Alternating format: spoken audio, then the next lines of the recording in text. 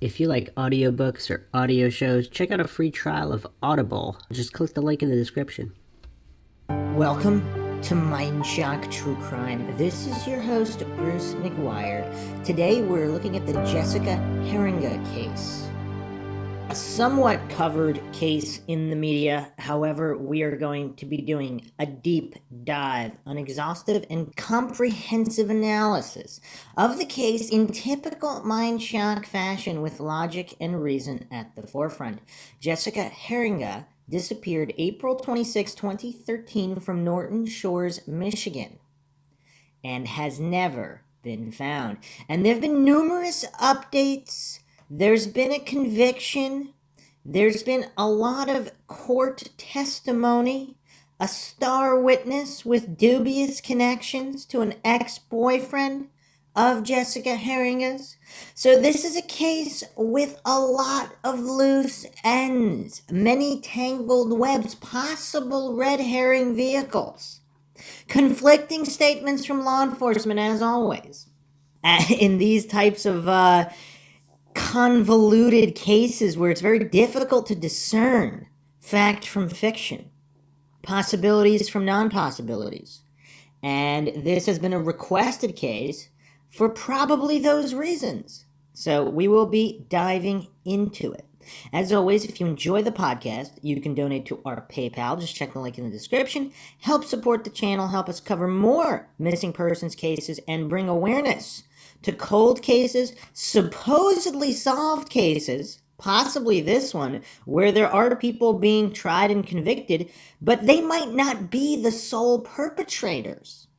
And that's the thing in some of these cases, where is partial justice true justice? Because if there's also responsible parties out there that have not been found out, there's a certain amount of awareness that needs to be kept up, even in these cases that appear to be solved, that might not actually be solved because true justice for the victim has not been achieved. If you like this particular podcast and want to keep up awareness in this case, hit that like button, share it across social media platforms, of which you can find us on Twitter, Facebook, Reddit, and Patreon. Patrons do get priority for case topic logical analysis, co-podcaster requests. You could also be a guest on the podcast depending on your tier. Questions, comments, theories, thoughts, suggestions, rebuttals, debunkings, leave them in the comment section. And make sure you subscribe to the channel, hit the bell for notifications. Make sure you allow your device to have those notifications come through. Or you could just go to youtube.com/Mindshock to manually check for updates or browse our ever-expanding back catalog, and youtube.com/Mindshock True Crime for our exclusive true crime podcasts focusing only on true crime cases and not a wide assortment of other topics, as we all go over everything on Mindshock, where the motto is, the only thing we know for sure is that we don't know anything for sure. So the quick rundown on the Jessica Heeringa case, a case where there's supposedly a mountain of evidence and there should be no questions. And we will dissect here whether or not questions on closure are valid. And if so, what does it all mean? So just the wiki breakdown, Jessica Lynn Heeringa, born July 16, 1987, disappeared from the Exxon gas station where she was working the late shift in Norton Shores, Michigan, United States, on April 26, 2013. The engaged mother of a young son has not been seen nor heard from since. Left at the scene of the apparent abduction, investigators found Heeringa's car and jacket, as well as her cigarettes and purse, with a large amount of money. They also located drops of blood outside the gas station, which subsequent DNA analysis positively matched to Heeringa. Also, parts to a firearm were uncovered in proximity to the blood. I mean, what more can you ask for? You have blood, you have an apparent weapon.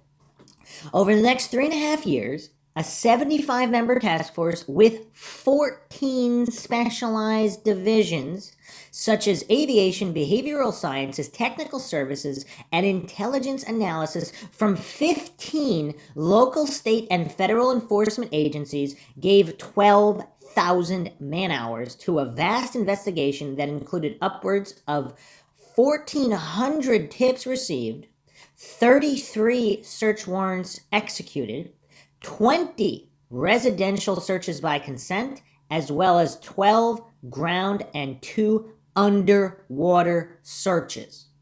Heeringa's remains have never been found.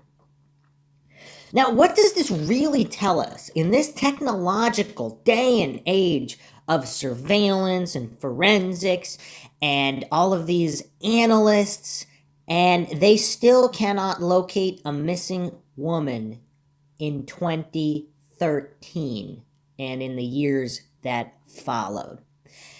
That really, now, I'm not saying it's a result of incompetence, but how much of a mastermind genius is the abductor and or abductors, if it's not police incompetence and law enforcement incompetence?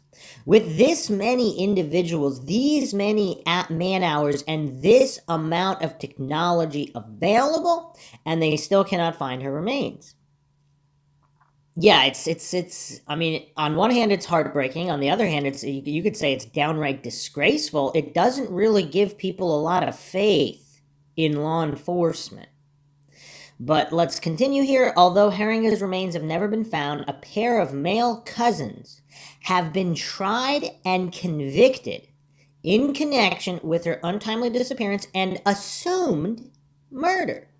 In September 2016, a resident of Muskegon Township, Michigan, named Jeffrey Willis was charged with her kidnapping and murder on the strength of forensic evidence combined with eyewitness testimony that implicated him. And just a quick aside here, most wrongful convictions are on the basis of inaccurate eyewitness testimony and or police corruption. But let's focus on the testimony here. So that inaccurate doesn't necessarily mean deceptive, although that is true in a certain percentage of cases. Because people want to incriminate somebody else, so somebody associated with the actual guilty party that they are protecting. If they're known to the victim, again, FBI statistics, most female victims of abduction or foul play, these victims are harmed by people who know them. Usually significant other, or so current boyfriend, husband, what have you, or ex-boyfriend, ex-husband, or stalker, or acquaintance, or friend, someone known to them, not a stranger. These are just basic statistics. So people affiliated with the guilty parties that want to protect the guilty parties, in a certain percentage of cases, they provide fraudulent testimony, false witness. And on the basis of witness testimony, the majority of wrongful convictions occur. Now, the wrongful conviction estimates are anywhere between 1 and 40%, depending on what you read. And year by year by year, it's creeping closer to that 40% estimate than the 1% estimate, because a lot of cases it's going to be impossible to prove wrongful conviction unless you know what really happened and find the guilty party. And of course, just the way the system works, the injustice system, all of these prosecutors and judges with all their egos and their Dunning-Kruger, it's very difficult for them to even admit the possibility that they made a mistake. And everybody's protecting everybody. So even in cases where there wasn't police corruption and it was just fallibility, just mistakes were made, nobody wants to admit they made mistakes. And then the city's on the line for millions of dollars to pay to the wrongfully convicted. So we're only seeing, like through the Innocence Project and all these, Kathleen Zellner, all these people working to exonerate the wrongfully convicted, we're only seeing the slam dunk victories. And so statistically, that would not be the majority of wrongful convictions. So we're only seeing a small percentage of definitively proven wrongful convictions. There's many others that are not definitively proven. So we could say, yeah, maybe they were, maybe they weren't. But there's definitely a certain percentage that are not discovered and will never be discovered, which is, of course, very, very sad. But it all goes back to the psychology of humans and their egos, and that prevents a lot of more wrongful, that prevents the truth from coming to light in many instances. So let's continue here. Willis was found guilty of Heeringa's kidnapping and murder on May 16th, 2018. He was sentenced to life in prison a month later. Willis's cousin, Kevin Bloom, pleaded guilty to lying to detectives, both during the Heeringa investigation as well as during that of a 2014 homicide of which Willis was eventually convicted. For this offense, he was sentenced to time served. On November 27, 2017, Bloom pleaded no contest to having been an accessory after the fact by helping Willis dispose of Heeringa's body.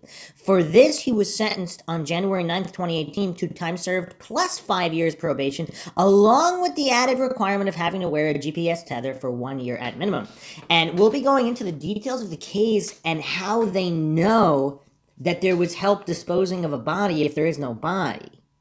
So again, we'll be looking at all of these issues here, and are these truly the guilty parties? And if they are there also other guilty parties that have not been punished, or are these the fall guys for the true guilty parties? And what's really bizarre is a lot of these cognitive dissonant Dunning-Kruger individuals that are attracted to true crime, which is a certain percentage. In a lot of these cases, the Stephen Avery case, a lot of these cases, Scott Peterson, they somehow magically know, as if they were there, that these guys are the guilty parties and they're right where they belong. Now, let's say they murdered a bunch of other people. So let's say, just for the sake of argument, obviously there's no evidence of that, but let's say for the sake of argument there was. Let's say somehow you know that Scott Peterson, Stephen Avery, some of these guys, they murdered other people, so they deserve to be in jail. Okay, let's say that's true. For who they were tried for murdering, if they were innocent of the particular murder they were convicted of, that means the true killer's still out there killing other people. So it's really weird how some of these goofballs, they don't understand how sociopathic it is to not investigate and find true justice for each victim. And that could cause other victims to, even more victims of the true perpetrators. I mean, this kind of silly nonsense, it's so insane to even think about it, on how there are people that do not want to advocate for actually finding, or at the very least, verifying the truth. What's the harm in verifying if these truly are the guilty parties? Because if they are, then you have that verification. If they're not, even if they're murdering scumbags that deserve to be in jail where they are, that's fine. But also find the true guilty party. Not just for true justice for the victim, but to prevent other victims from having to suffer the same fate, which is, of course, what would happen when you have these other guilty parties roaming about. And the triggering that commences when it's so bizarre in the true crime sphere. There's just a certain percentage of people that can't handle someone not being a guilty party, or any kind of researcher or investigator deviating from the idiot box narratives, the mainstream narratives in some of these cases. So continuing on here, on November 2nd, 2017, Willis was found guilty of the 2014 murder of Rebecca Sue Blecht. 6 weeks later, he received the mandatory sentence of life imprisonment without the possibility of parole. Willis is also charged with the attempted kidnapping of a 16-year-old girl in 2016, as well as child pornography in 2011, which involved his unsuspecting female next-door neighbors who were 14 years old at the time. He is also a suspect in the unsolved murder of a 15-year-old girl that occurred in 1996. So this is as unsavory of a character as you can get. So let's say he's guilty of all these other crimes definitively. I don't know if there's any actual evidence to show that he's not guilty of these crimes. So let's just assume, for the sake of argument, I'm not saying he is or he isn't, but let's assume he's guilty of all these other charges, of which there's no shortage of. Clearly, this is a guy that belongs in prison. Now, did he murder Jessica Heeringa? Now, maybe he did, maybe he didn't, and that's what we're going to be examining here. So we'll go over the timeline here based on eyewitnesses and police testimony made in court hearings. April 25th, 2013, a female customer who frequented the gas station saw Heeringa working late at night and commented to her that she should not be there all alone at such a late hour, and that her boyfriend should at least accompany her. She reported that a man who overheard the women's conversation then interjected, "She's got customers looking out for her too," but that Heeringa, quote, sort of shook her head and started shivering, like a chill went up her spine or something, end quote. That's really creepy. Wow. This is what this female customer is stating. Furthermore, the customer claimed that Heeringa, quote, wasn't her usual happy self and that it appeared something was wrong, end quote. So she parked outside the station until it closed. She did observe the strange man leave that night. All right, so this is like all these other cases where there's just no shortage of suspects. I believe the police said they had about a dozen people they were looking at. Persons of interest, suspects, whatever you want to call them. And the guy actually overheard a female customer tell her that she shouldn't be alone at such a late hour. Now, here's the thing. We'll be getting into this eyewitness testimony and whether or not this eyewitness was associated with the true perpetrator, and for whatever reason, if there was a strange guy there, would he be a good patsy? A good fall guy for what they were planning to do to her? Did Jessica Heeringa pick up on the weirdness? What was this supposed chill that went up and down her spine? Or if the witness is involved, if the witness is a perpetrator and or involved with the perpetrators, did she just make up that story to make this all more believable that this other guy that happened to be in the store was creepy? And let's not fall for false dichotomies. This is, of course, Mindshock, these black and white logical fallacies where only one scenario could be true. I'm not saying this is the case in this case, but out of all of the cases out there, the thousands and tens of thousands, if not hundreds of thousands throughout all of human history, how many times has there been someone possibly looking for a victim, but they didn't get a chance to do it because someone else did it instead? Obviously, that's not every case, but it's impossible to know which is which. April 26, 2013, 10:55 p.m. So this is the next day? Interesting. 10:55 p.m., the last transaction, a cigarette lighter, was recorded on Heeringa's register. 11 p.m., an Exxon manager and her husband drove by the station only to find a man acting in a suspicious manner. They observed him repeatedly opening and closing his silver minivan's rear hatch. Then they saw him drive away. They later described the man, his behavior, and his vehicle to the police. 11:02 to 11:05 p.m., a silver Chrysler Town & Country, matching the couple's description, was caught by surveillance cameras of 3 other businesses speeding away from the station. Now, see, this is solid evidence. I'm not talking about necessarily related to Jessica Heeringa, but when you have multiple different points of reference here, so there's multiple different surveillance cameras from different businesses all seeing the same thing. So that is a relatively good indication that it happened, as opposed to having one place of business, for example, the Kenneka Jenkins case or the Elisa Lam case, where the place of the business or the hotel where a crime occurred is controlling that surveillance footage. And if they're affiliated with police in some kind of conspiracy or cover-up, that's a problem. When you have multiple businesses with multiple different surveillance cameras and surveillance footages, that's a much better, more neutral scenario. 11:10 p.m., a man pulled up to the station and attempted to pay for gas. However, being unable to find Heeringa anywhere in the store, he called 911. 11:25 p.m., police arrived at the gas station. In addition to Heeringa's belongings, they found accessory parts to a gun near a pool of blood outside the station. They ruled out robbery as soon as they discovered that over $400 in cash was left in Heeringa's wallet and that no money was missing from the station's register. About an hour later, a police canine searched the immediate area but did not find anything. Okay, what can we glean from the information there? So, a couple different points here. How many people working late shifts at a gas station have $400 cash in their wallet at any given time?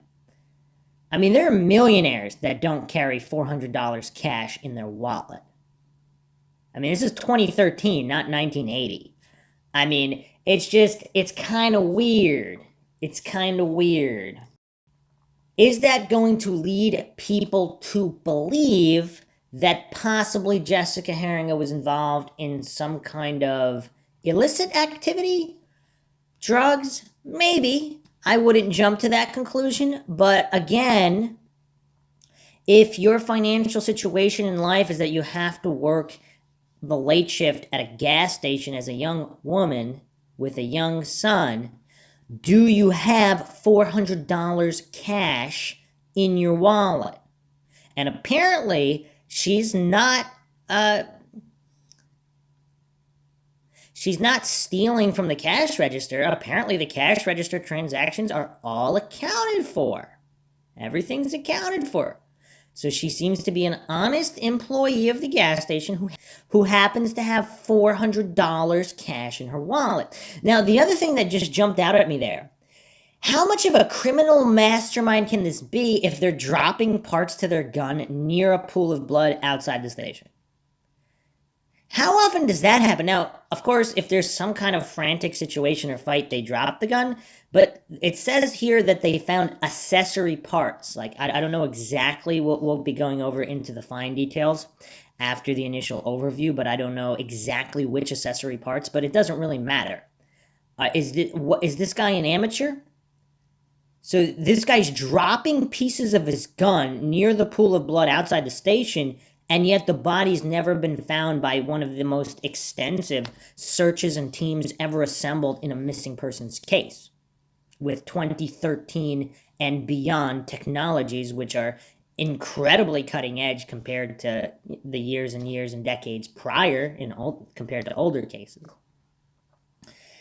So let's look at the charges here. September 20th, 2016, Jeffrey Thomas Willis, a former factory worker, already incarcerated at the Muskegon County Jail for other crimes, including homicide, was charged by the Muskegon County Prosecutor's Office with the kidnapping and murder of Heeringa. Willis has been a frequent customer at her place of employment. He matched a police artist's sketch of a man seen, quote, being real flirty, end quote, with her on the night of her disappearance, and his minivan matched the description of one witnessed at the crime scene and recorded on security cameras speeding away from her workplace at about the time she went missing. What's weird, though, is police have also stated that they're not sure if that speeding minivan caught on surveillance is related to Jessica Heeringa's disappearance, which is an odd statement considering the timeline. Within minutes of her alleged abduction, this minivan is speeding away, and then a witness saw the hatch being opened and closed multiple times. That's also kind of weird. If you're making a fast getaway, are you going to hang around? I don't know. You're going to hang around opening and closing the hatch multiple times? It's really bizarre. I think there's a little more to the story. I think the minivan noticed the manager and her husband or whatever watching, and then he moved to a different area in a parking lot. And then from that area, he opened and closed the hatch a bunch of times. Then he sped away. So he didn't just simply leave right away. And then, of course, there are the gun parts outside the store in the pool of blood, or near the pool of blood. So it's really interesting. It's really interesting, these puzzle pieces and why law enforcement would make certain statements. And it just, again, these are all things we have to decipher in, of course, an objective, logical, neutral fashion. So Jeffrey Willis's co-workers told police that he was scheduled to work that night, but that he never arrived, nor did he show up for work in the days afterwards. Okay, that is very damning. Very, very damning. Police executed a search warrant for Willis's home and found pictures of her in a folder labeled VICS, V-I-C-S, on his computer. Okay, that is very, very bizarre. So if he's not set up to being a patsy, and he really is this much of a crazy loon, and let's say, so he has photos of people in a folder named VICS, V-I-C-S, short for victims, I'm assuming. If he actually did this crime, how much of a mastermind can he really be if he has photos of her in a VICS folder on his computer? He's leaving parts of a gun near the crime scene. Is this really an open and shut case? And then why haven't they found her body? And let's continue here. Police searched for her body near his home after a tip was called in on June 17th, 2016, but found nothing. Why are these tips coming in so late? Weird. Police had previously searched for her body in and around a cabin in Mansalona owned by a friend of Willis's on May 20th, 2016, but also came up empty. So this is, again, years after she disappeared, not in 2013. Soon after Heeringa's disappearance, a local resident saw Willis at the Mansalona property walking out of the woods with a shovel. Okay. This seems to be a mountain of evidence against Willis. Now, here's the thing, though. If he's this murderous psycho, he could have killed somebody else and buried them. So that doesn't prove anything in direct relation to Heeringa. And that's the problem here with individuals like this guy who, if they're a murderer with multiple victims and multiple other crimes, clearly they're doing sketchy things and they might be burying bodies, but is it Jessica Heeringa's body there? That's what's tough. And if this witness, whose brother is the ex-boyfriend of Jessica Heeringa, if she's trying to find a patsy and she's familiar with Willis, she's familiar that he's rumored to have killed other people and all these things, that's a really good patsy. That's really good. Very believable. So, again, we don't know what the truth is. This is Mindshock, where the only thing we know for sure is that we don't know anything for sure. So let's continue examining here. Jessica Heeringa trial on December 13th, 2016, a Muskegon County judge ruled that Willis will stand trial for murder and kidnapping charges in Heeringa's case. The judge decided there was enough evidence to call for a trial after 4 days of testimony during the preliminary hearing. Judge Raymond Kostraziwa noted evidence such as the folder on Willis's computer titled VICS, possibly short for victims, which prosecutors say included a subfolder with her initials, photos of Heeringa, and the date of her disappearance. They also found necrophilia and murder porn videos downloaded from the internet, some of which were simulated and some of which were real. The trial for Heeringa's murder took place in May 2018. After 1.5 hours of deliberations, the jury found Willis guilty of Heeringa's kidnapping and murder on May 16, 2018. He received a life sentence without parole a month later. The Rebecca Blesh murder. On May 25, 2016, Willis was charged with the murder of Rebecca Sue Blesh, a 36-year-old jogger whose body was found with 3 gunshots to the head near her home in Dalton Township on June 29, 2014. Shell casings found near her body matched a gun found in Willis's minivan, where police also found disturbing photos of women bound and gagged, handcuffs, chains, ropes, and syringes, including one with liquid later identified as a powerful sedative. Another subfolder found inside the VICS folder on Willis's computer had pictures of Blesh. Judge Kostraziwa denied bond for Willis and ordered him to remain in the Muskegon County Jail.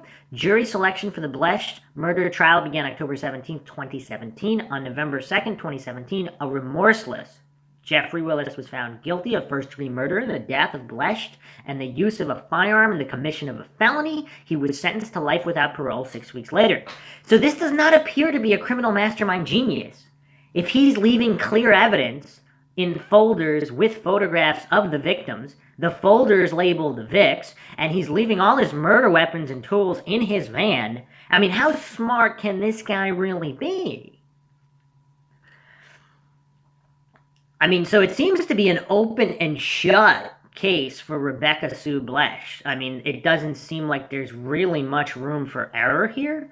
I mean, this seems to be a good example of beyond a reasonable doubt. I mean, where's the doubt here? I mean, you have so much here, and this is how you find someone guilty legitimately, according to the letter of the law. Just for people to compare it to, let's say, the Scott Peterson case, the Stephen Avery case, all these other cases, even if people want to pretend they know for sure the guy is guilty, you're not following the law if you're not going beyond a reasonable doubt. So here we have the Rebecca Blesch murder, and Jeffrey Willis, unless someone is setting him up to such a degree, but there's no evidence of that, however. You'd have to provide evidence of that for that doubt.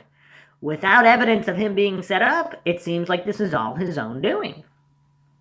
So the Rebecca Blesch law, on March 9th, 2018, the Michigan House of Representatives passed a bill that will require convicted defendants to listen to victims' impact statements at sentencing, which was inspired by Willis's refusal to do so after the Blesch trial.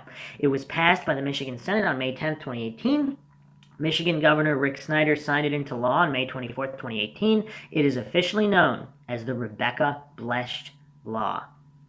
Other charges. Willis is also charged with the attempted kidnapping of an unnamed 16-year-old girl in Laketon Township. On April 16, 2016, she became lost after leaving a party, and Willis approached her in his van with an offer to let her use his phone. He insisted that she get in the car to use the phone. Well, that's a red flag. Once inside the car, he locked all the doors and produced a gun, but she managed to escape with minor injuries after she said she couldn't breathe and convinced him to open her window. Yeah, okay, see, this story is bizarre. So he brandished a gun, and she said she couldn't breathe, so he opened the window. What did she do? Did she kick him in the face or something to the point where he couldn't aim the gun and then climb out the window? Or did she just climb out the window and he didn't want to shoot her at that time, so she just got away?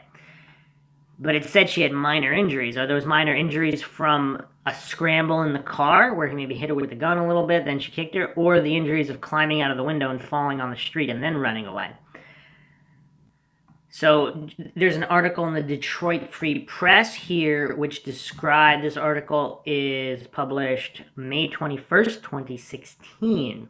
And I'll go over the whole article because there's a lot of good clues here. Teens daring escape may help solve 2 cold cases. So again, this is from May 21st, 2016 by Alicia Anderson and Teresa Baldus. Jeffrey Willis often played Frisbee with his dog in the mornings outside his western Michigan home, where a sign reading "Welcome to our porch" hung next to the brightly painted yellow front door. And that is a weird looking home for a supposed murderous psycho. Weird. But behind the cheery door were dark images of child porn and videos of women bound, taped, and gagged, which investigators say they discovered last week. On Tuesday, Willis was arrested as he returned from his job working overnights at a furniture manufacturer. He's accused of kidnapping a 16-year-old on April 16th in rural Muskegon County. She had escaped, telling police she jumped from a minivan. Detectives scoured the area looking for clues that would help them find the minivan and driver.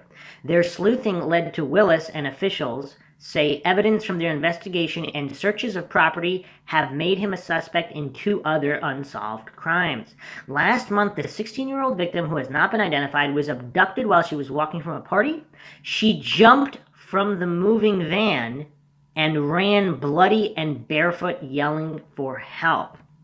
Based on the efforts of this brave girl and the efforts of law enforcement, we were able to put together a case and put a very, very dangerous man behind bars, said Muskegon County Prosecutor DJ Hilson.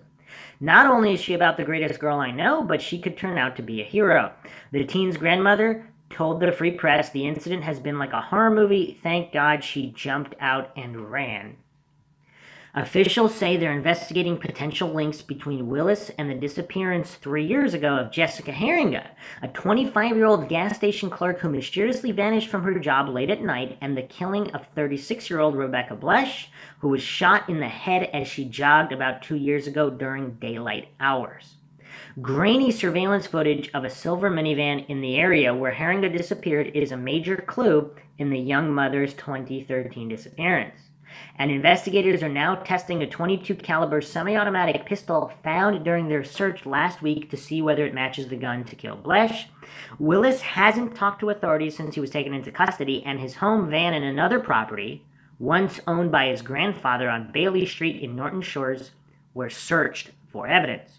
Muskegon County Undersheriff Daniel Stout said the evidence seized makes Willis a suspect in Heeringa's disappearance and Blesh's homicide, but he would not reveal specifically what investigators found that led them to that conclusion. The weapon is similar model that would have shot the bullets in the Blesh case, Stout said. Similar, but similar is a big word.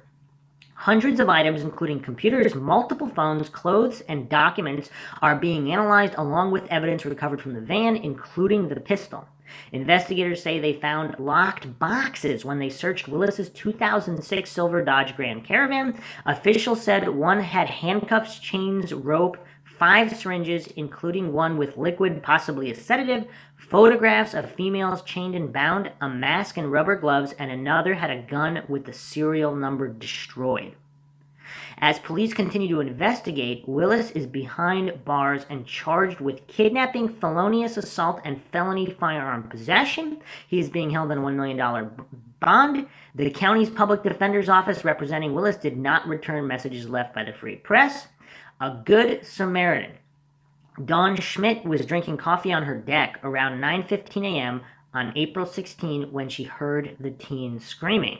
"Help, help, he's got a gun," the girl yelled. "He's got a gun." Schmidt, 53, opened her door just enough to get the 16-year-old inside, took her into a bedroom, locked the door, and called 911. She tried to calm down the hysterical girl who had left her shoes behind, where she jumped out of the van near the intersection of West River Road and North Weber Road. "She ran down the road barefoot and up my driveway barefoot," Schmidt said. Schmidt did not see anyone else. She heard a man yelling down the road, but doesn't know what was said, she told the Free Press. The teen's arm was bleeding and her back scraped. Deputies said the teen left a party, got lost in a rural area of Muskegon County, and a man in a silver minivan rolled up and said she could use his cell phone. The teen got in the vehicle, and then the driver locked the doors, rolled up the windows, and pulled out a handgun. She was able to escape from the moving van. The driver stopped the van and also got out, pointing the handgun at her, a court document said. The girl's memory of her attacker's face and vehicle would eventually lead investigators to Willis. So he got out of the van, pointed the handgun at her. And did she just not listen and run away? Assuming he was trying to get her to stay. I don't know if there's more information here regarding did he shoot at her and miss, or did he just not want to shoot her? The telltale van, detectives with the Muskegon County Sheriff's Office canvassed the area near the kidnapping and discovered surveillance video from a parking lot. They believed it showed the van in question. Deputies worked with state and federal officials to identify the owners of similar-looking vans, narrowing down the list from thousands. The teen also picked Willis from a photo lineup. As they were setting them down, the victim went, "That's him," immediately. Stout, the Muskegon County Undersheriff, said. Willis was arrested at 6:45 a.m. Tuesday as he drove home from his job at Herman Miller, where he worked the overnight shift in nearby Spring Lake. He had been at his job for 18 years, taking home a salary of $450 a week, according to a court document requesting a court-appointed attorney. "We were unaware that the employee was being investigated prior to the assault," the company said in a statement. "Since being notified, we have cooperated with authorities in their investigation. As evidence is tested, a process that could take weeks, A team of more than 24 people are following up on leads in western Michigan. Hopefully from the interviews, the follow-up, the forensic evidence, we can tie him to these other cases, Stout said. Blesh was killed on June 29, 2014, near the intersection of Riley, Thompson, and Automobile Road in Muskegon County. Investigators had no leads or motive. Heeringa vanished from her job at the Exxon Mobile station on East Sternberg Road in Norton Shores on April 26, 2013. A witness saw a silver minivan pulling up to the gas station near closing time. Suspicious behavior. Initially, the only connection that made Willis a potential suspect in the teen's abduction was the van he drove. Besides about a dozen traffic cases dating back decades for speeding and other violations, several of which were dismissed, and a dog-at-large case, his criminal record is clean. But he had contact with police over the years and was fired from his job as a custodian with Fruitport Community Schools in 1999 for accessing pornography on a school computer and exposing a student to the material, records obtained by the Free Press show. Willis was once questioned by police in 2007 for allegedly videotaping people in a Sam's Club parking lot, records show, though he was never arrested. Police have been to his home 3 times for domestic incidents and twice for animal complaints over the last 7 years. His next-door neighbor, a daycare operator, said she had a strained relationship with Willis, but noticed his demeanor change in the last month. "We wouldn't wave anymore," Michelle Macomber said. "We'd pull in, he'd put his head down or look the other way." Macomber, who has 19-year-old twin daughters, said he was known to stare at people when they were outside. He also had a video camera in his window that faced the side of their home, Macomber said. Casey Davis, 24, lives a few doors down from Willis with her young children and said she was shocked to learn of his arrest. She had been following Heeringa's case slowly and said she met the gas station clerk with her husband just days before the woman went missing. "She made our day," Davis said of Heeringa, recalling how she gave them free donuts on their 1-year anniversary. The Norton Shores Police Department is leading the investigation on Heeringa's disappearance. Officials with the department did not return a message Friday. The Muskegon County Sheriff's Office is investigating the teen's abduction and Blesh's death. Stout said they haven't found any ties to these two and Willis. Officials said they believe the community is safe with Willis in jail, but stressed there's a lot more police work to be done. Meanwhile, the family of the 16-year-old teen said what happened is the type of thing that happens to somebody else. A rolled up unread newspaper sat outside the teen's home Thursday, and visible through the plastic wrap was a picture of Willis and the headline, "Accused Kidnapper Had Syringes, Rope in Van." This doesn't seem real, the girl's grandmother said of what her granddaughter went through. She's very smart, and thank God she's still alive. So still not a ton of information on the exact escape, but a couple more details there. And then, of course, since then, the Rebecca Sue Blesh case really came together since that article, where much more evidence, relatively damning, conclusive as pretty much beyond a reasonable doubt. That seems open and shut for the Blesh murder, that he definitely did it. So finishing with these other charges, Willis was charged with production and possession of child pornography after police found videos of 2 nude girls who were 14 at the time on his computer. He lived next door to the girls in March 2011 in Fruitland Township and recorded them without their knowledge while they used his bathroom. Why are they even using his bathroom? That's weird. That's pretty weird. If they live next door. That doesn't make any sense. Okay.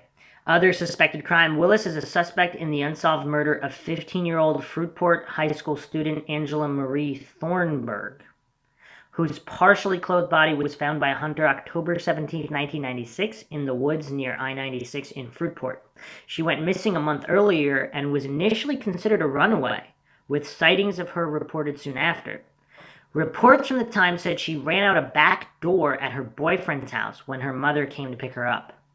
Willis graduated from the same high school in 1988 and worked as a janitor for the same school district from 98 to 99 before being fired at looking at pornography on a computer meant for students in an elementary school.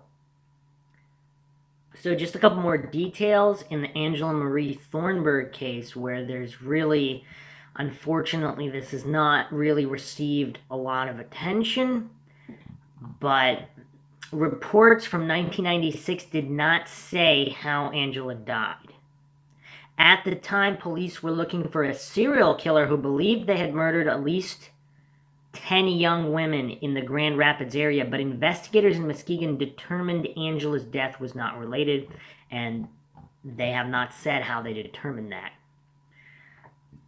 As far as I could see from a cursory search here, and these little details are from a woodtv.com article, Channel 8, Grand Rapids. Police looking at 96 death in Willis investigation. It's the most agonizing thing you could ever go through in life, Angela's mother, Mary Thornburg, told 24-Hour News 8 in 97 at a vigil commemorating the one-year anniversary of her daughter's death. Hours upon hours wondering what's happened with your child, wondering if they're safe. The Muskegon County Sheriff's Department said there were periodic sightings of Angela up to 4 days before her body was found. And if there were no sightings after, then they might be legitimate sightings. Reports from 96 did not say how Angela died. There were no signs of trauma, investigators said. Don't know what that means exactly. And then this is the article that stated police were looking for a serial killer at the time who they believe had murdered at least 10 young women in the Grand Rapids area, but investigators in Muskegon determined Angela's death was not related. And then there's nothing really here to expand on that.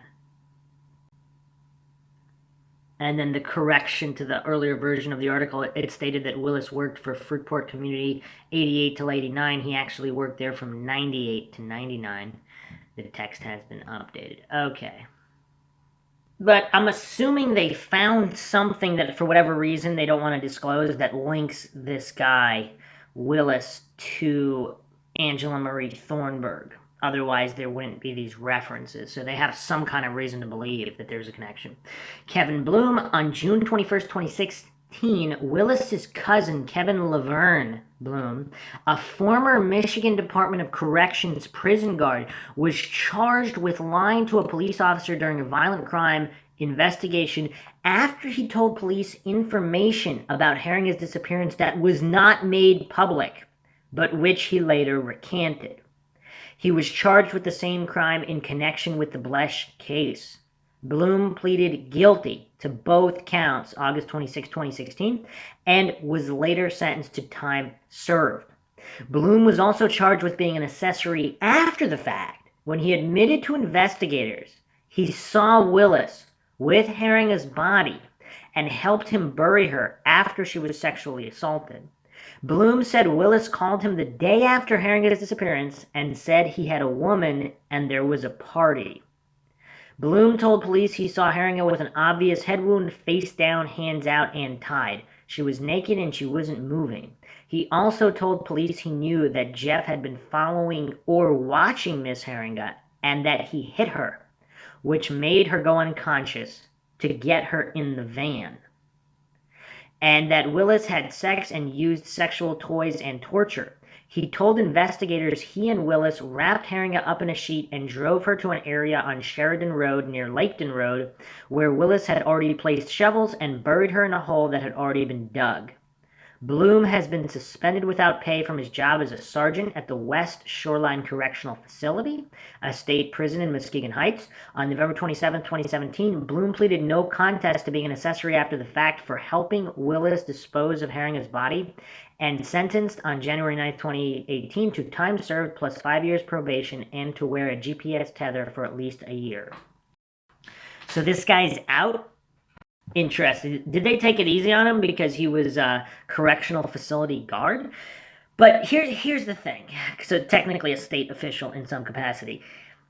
And this is weird. This doesn't really fit the MO of Willis, because if Willis is just randomly killing and shooting people and has all these folders on his computer, now all of a sudden he wants help to dispose of a body? I don't know. I mean, maybe, yeah, that's all fine. If Kevin Bloom is not lying, again, this is why we need these brain fingerprint scan tests. I've been talking about them for a while. For whatever reason, people are still obsessed with polygraphs, even though they're not really that reliable. They measure whether you're nervous or not whether you're telling the truth. So sociopaths can easily pass them, and people who are nervous can easily fail them. So it's really, I mean, it can be helpful, of course, if the baselines are established properly and you have really good questions. It could be helpful to investigation. They're not completely useless, but they're not admissible in court for a reason. Whereas brain fingerprint scan simply measures the recognition response in the brain waves. So it's completely irrelevant whether someone is lying or not. If information is recognized, that's very helpful, because obviously an innocent person would not be able to recognize information or certain questions if there's nothing to recognize, because they don't know what the heck happened because they weren't there and had nothing to do with it. Whereas someone who did, you're gonna get those brain activity flags that they know what's up. So yeah, these people all need to be brain fingerprint scanned. The witness, Kevin Laverne Bloom, the cousin of Jeffrey Willis. These people, if you just brain fingerprint scanned all these people, the truth could be known. Jessica's Law. On December 9th, 2013, a Michigan House of Representatives bill was announced titled the Jessica Heeringa Act, or alternatively, Jessica's Law, officially known as House Bill 4123. It was requested by Heeringa's parents, introduced by Representative Colleen Lamont and community member Sharon Pennell, and sponsored by Marcia Hovey Wright and several other Michigan legislature members. The bill requires gas stations and convenience stores that are open between the hours of 11 p.m. and 5 a.m. to install and maintain a security camera system, or to have at least 2 employees on shift during these hours. Why is that an or? It should be both. That should be a both right there. That still leaves room for crimes if it's only one or the other. The bill would establish a civil fine of not more than $200 for each violation. Businesses excluded from Jessica's Law include hotels, taverns, restaurants, pharmacies, grocery stores, supermarkets, or businesses that have more than 10,000 square feet of retail space. I'm not sure how that's relevant. But anyway, as of March 11, 2020, the bill has not been passed by the Michigan legislature. Small business owners are concerned about the cost associated with installing surveillance cameras or the hiring of additional staff. In November 2014, Shelley Heeringa, Jessica's mother, traveled to the Michigan State Capitol in Lansing to speak with lawmakers concerning Jessica's Law. If you have a daughter or a sister, thank God they're still with you, Shelley Heeringa said. The owner of the gas station Jessica Heeringa worked at, which did not have a surveillance camera system at the time of her disappearance, has since had one installed. This is 2013. What the heck? I mean, in the 90s, there were gas stations with security footage in the 90s. It's just weird. Okay.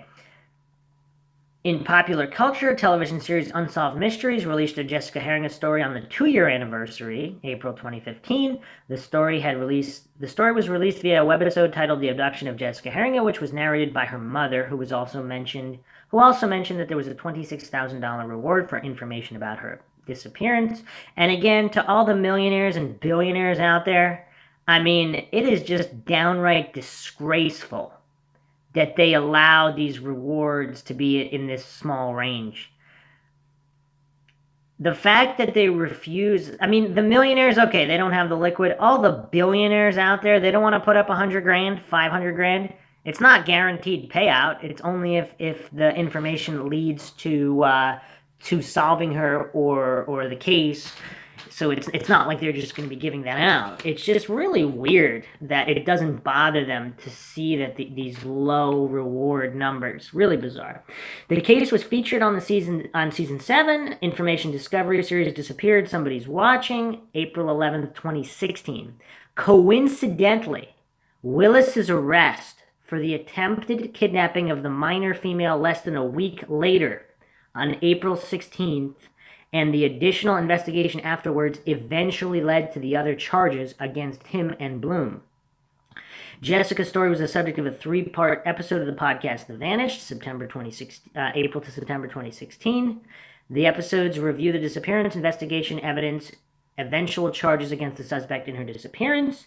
Crime Watch Daily, January 10th, 2017. Jensen and Holmes, The Murder Squad podcast, April 15th, 2019. The case was profiled on an episode of Crime Junkie podcast, February 24th, 2020. And now, the Mindshock podcast in March of 2021. All right, so let's get into the issues with this case. Quick look at Unresolved Mysteries subreddit. A lot of good information there on true crime cases. This was posted here in the disappearance of Jessica Heeringa, the timeline. She was last seen 10:52 p.m. working at the Exxon station. Her purse was left, all of her belongings, $420 in cash. So that was rounded, so it wasn't 400, it was 420. An interesting number. So, yeah, no security cameras in the gas station.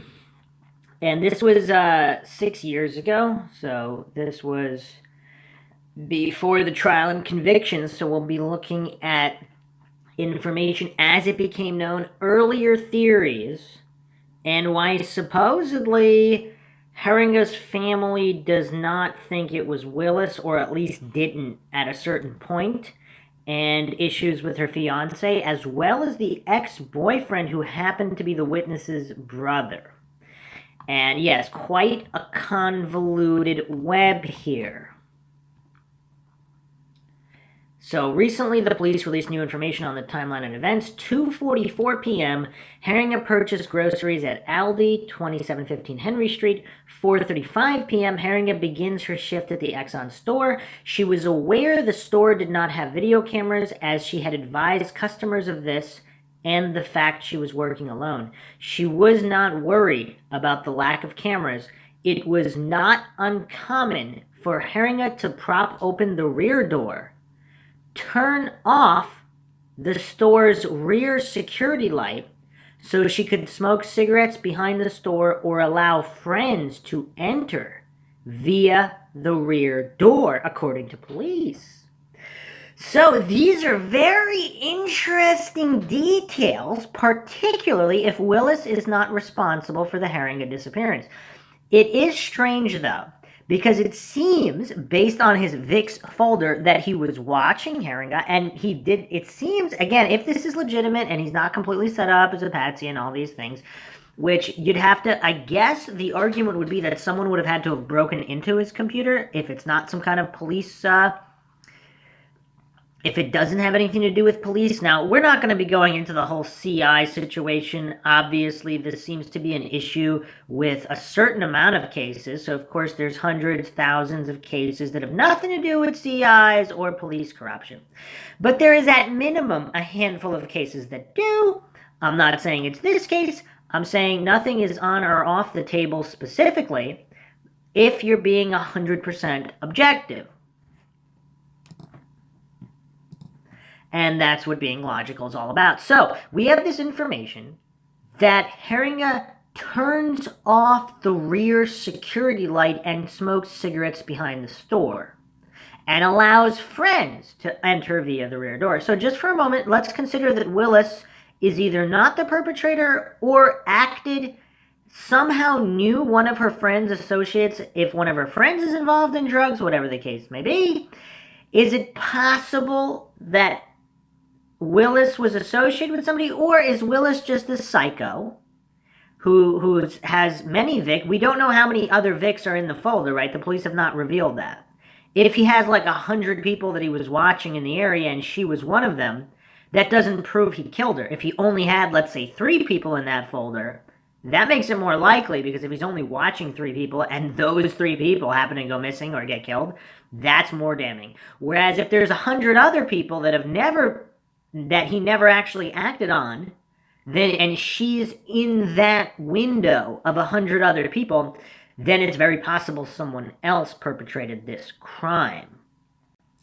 And looking through these details, the minutia of this case, the devil is in the details here. So let's continue on here. Between 7:30 and 8:15 p.m., a man who told police he was Heeringa's boyfriend at the time not to be confused with her fiance at the time, Dakota Quayle Dyer. And we'll be getting into family issues. Apparently, Jessica Heeringa lost custody of her young son to her fiance, Dakota Quayle Dyer. So, not Dakota Quayle Dyer, another individual who told police he was Heeringa's boyfriend at the time, arrived at the Exxon station in a work vehicle, a silver, full-size van. The two reportedly had a discussion regarding their alleged relationship. A customer advised that Heeringa appeared to be upset after this conversation with the male subject. 7:40 to 8:50 p.m., a female friend entered the store through the front door to visit Heeringa. Nothing suspicious was noticed at the time. Both the female friend and a male customer observed a bluish silver van pull up to Heeringa while she was changing the receipt paper in one of the pumps. It appeared that the male driver and Heeringa were having a friendly conversation. 10:55 p.m., a female customer entered the store and purchased a lighter. She advised that Heeringa was alone in the store and did not appear to be nervous or distressed. The customer did not see anyone in the store or in the parking lot. 11 p.m. So just within minutes of this last transaction of the lighter and the female customer, within minutes, 11 p.m., an Exxon manager and her husband were riding their motorcycles eastbound on Sternberg Road. She saw a silver minivan slowly enter the north drive of the Exxon station from the service drive of the Puentes Mall. The van drove behind the Exxon station, did a U-turn, and extinguished its headlights as it pulled behind the store facing west. The manager suspected Heeringa may be in the process of stealing from Exxon, so she turned around on Harvey Street to return to the store. The manager and her husband drove to the Puentes Mall west of the Exxon station and parked in the lot with a view of the north and west sides of the Exxon station. The minivan was parked on the north side of the Exxon station. There were no other vehicles in the lot except for Heeringa's. The manager saw a figure standing at the rear of the van and noticed the van's rear hatch was open. The figure shut the rear hatch and then quickly opened it again. It appeared as though the figure was adjusting something in the rear of the van and then closed the hatch again. She noted that the person's head was just above the roof of the van. The person then walked to the driver's door, got in the van, and began driving westbound on the service drive. The manager said the store's rear security light was not on, and the store's rear door did not open at any time. She never saw a struggle or heard anyone yell for help. She did not see Heeringa outside of the store. As the van drove closer to their location in the parking lot, the manager and her husband started their motorcycles and pulled up the service drive. As the van passed, she looked at the driver, a male subject wearing a red or orange sweatshirt. Her husband stated that he did not see the subject well, but did see that he had crazy or wavy hair. Neither of them saw Heeringa or anyone else in the van. The manager and her husband pulled onto the service drive and followed the van until it stopped at Grand Haven Road. The manager's husband stated that he was positive the van was a Chrysler Town and Country van, silver in color, as it was the same type a relative owned. Note this vehicle was located and was in Traverse City at the time of the abduction. So they located the vehicle of the manager's husband's relative. So it wasn't the manager's husband's relative. He clearly remembered the Town and Country logo on the rear hatch door. So this does not match Willis's vehicle. So just real quick before we get into the van situation, People Magazine had an article on the Jessica Heeringa case. And this was written by Steve Helling, May 17th, 2018. During his murder trial, In Heeringa's case, Hilson, the prosecutor, contended that Willis abducted the woman from the gas station at approximately 11 p.m. Then Hilson said Willis brought Heeringa to his grandfather's house where he sexually assaulted her before shooting her. It was a torture sanctuary where he could make his own videos, Hilson said during closing statements, pointing out that thousands of torture videos were found on Willis's computer. Willis had pleaded not guilty to the charges. His defense attorney, Fred Johnson, suggested that the van seen behind the gas station actually belonged to someone else who was buying drugs from Heeringa. Heeringa's boyfriend had testified that she had used heroin. In the end, the jury sided with the prosecution and found Willis guilty. He was escorted out of the courtroom. He will be sentenced later this month. Okay. So, Heeringa's boyfriend, is this the boyfriend that she had the argument with that same night? There's an amalgamation of factors here. This is like a perfect storm where you have the manager and her husband. They think Heeringa is stealing. Are they involved in some kind of drug situation as well? Did something go wrong? And were they the perpetrators? I'm not saying they were or they weren't. Then you have the boyfriend situation, which is usually the one responsible when a female goes missing and is met with foul play, who happens to be in a fight with Heeringa that same night. I mean, this is weird. And then there's also supposedly a drug deal going on that same night, and she has $420 in her purse that was not taken.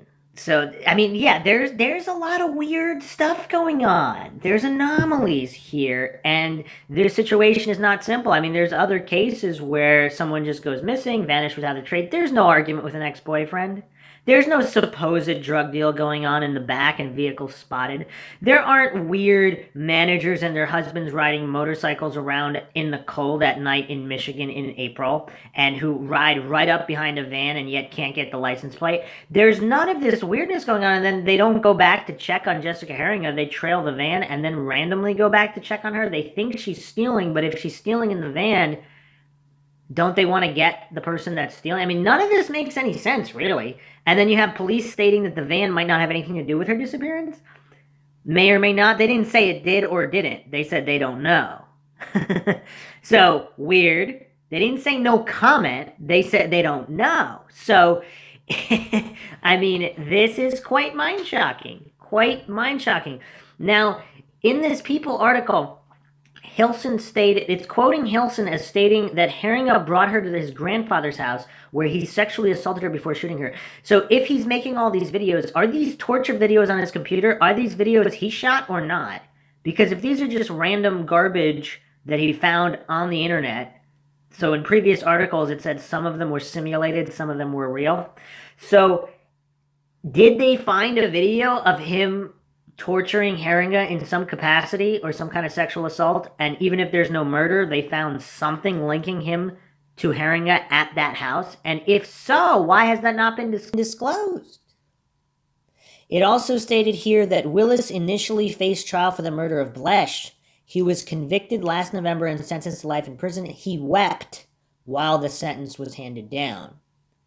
So he was supposedly completely sociopathic and unremorseful during the proceedings, but then he wept when he was given his sentence. Make of that what you will. And in the Blesh case, there's clear definitive evidence. In the Heeringa case, it seems like there is not. Also on mlive.com, Prosecutor Hilson states, "In my opinion, we have found Jessica's killer." And he stated that she was killed within 48 hours of her disappearance. So now Bloom, the cousin, of course, Bloom, this is interesting because would he make up this story? Why would he make up the story? Did they offer him time served for stating something that wasn't true just so they can tie up this loose end and consider the Jessica Heeringa case solved? And were these, the manager of the Exxon, was she involved in some of this drug trafficking out of the back? And it wasn't just Jessica acting alone out of the place of business? And if so, were there connections to law enforcement that they wanted to cover up? And that's why they wanted this neat little case tied up in a bow tie based on nothing but the words of Bloom? I don't know. It's curious how she has a fight with the boyfriend the same night, how there's supposedly some kind of heroin deal going out the back with the van that may or may not have to do with whatever happened to Jessica by police. And it's weird because obviously all the police wouldn't be in on it. The cognitive dissonant coincidence theorists, the Dunning-Kruger crowd, they think there's no police conspiracy because for whatever reason they hallucinate that all these officers would have to be in on it. So obviously the officer reporting that they don't know that the van was responsible, they would not be in on any of that. So yeah, I don't know. It's all really weird. And of course, there's still no body. So if Bloom really helped him dispose of the body, how did they not find the body? If Bloom is being truthful, shouldn't he be able to state where they buried the body? It doesn't make any sense. And the other thing that's damning is Bloom, in a June 2016 interview with detectives, he said he had knowledge of the Heeringa case, but then pleaded guilty to lying to police for statements he made during the interview. It is unclear whether Bloom was lying to police about his initial claims or his recanting of those claims. So we have a big mess here because Bloom has not been consistent. So did he even make this up? Like, let's say there's some kind of falling out between Bloom and Willis. If they were involved in other crimes, whatever, that's irrelevant. Would he make this up to get back at Willis and simultaneously get some kind of plea bargain deal? And has he been able to prove what he has stated? Because again, where's the body? If Bloom is being truthful, where's the body? And now we have definitive evidence that Bloom is not consistent. So whether what he said about Jessica Heeringa and Willis is true or not, we know that he's lying and he's inconsistent about certain things. How do we decipher which is which? He has not been consistent. Again, brain fingerprint scan would solve some of this, but that's a problem there. That's a problem. Here's another thing. Again, this is from mlive.com from 2016. And Detective Jacqueline Stasiak of the Michigan State Police made this statement. Stasiak was present for an interview. Actually, Detective Kyle Neher of Norton Shores Police Department filed a sworn affidavit. And this was details of Bloom's interview with Detective Jacqueline Stasiak of Michigan State Police. Stasiak was present for an interview of Kevin Bloom on June 16 through 17, 2016. Bloom stated that shortly after April 26, 2018, Jeffrey Willis asked Bloom to stop by a house that Bloom knows was previously owned by Willis's grandfather on Bailey Street in the city of Norton Shores. Bloom stated he entered the basement of the residence and observed a female lying motionless on the floor with her hands and legs restrained. Bloom stated that he believes this female to have been Jessica Heeringa. But at the end of the police interview, Bloom contradicted himself, saying that he made the whole thing up. Okay, let's dissect this. This is really bizarre. Okay, is it possible that face-down female was not Jessica Heeringa? Maybe it was someone who wasn't even dead. If Willis is associated with prostitutes or drug addicts or whatever, it's possible there were incidences and this person's not dead. Or maybe they are dead. Maybe this is a different person, not Jessica Heeringa. Because again, without the body, how do we know if any of this is true? Then he stated that he made the whole story up. Make of that what you will. Either way, the words of this liar and criminal, apparently he's got all these other issues, is that beyond a reasonable doubt? Of course not. Of course not. And if what he's saying is true, he should be able to lead them to the body if he's claiming that he helped get rid of the body. Around the time of Heeringa's disappearance, a manager of the gas station where Heeringa worked reported she saw a suspicious silver minivan parked behind the station, a man outside it rearranging something in its rear hatch. Surveillance cameras captured images of the van traveling north on Grand Haven Road, and investigators were able to pin down its make to either a Chrysler or Dodge. They interviewed many hundred individuals. See, this is a solid investigation. They interviewed many hundred individuals who owned similar silver vans, and Willis was one of them, Hilson said.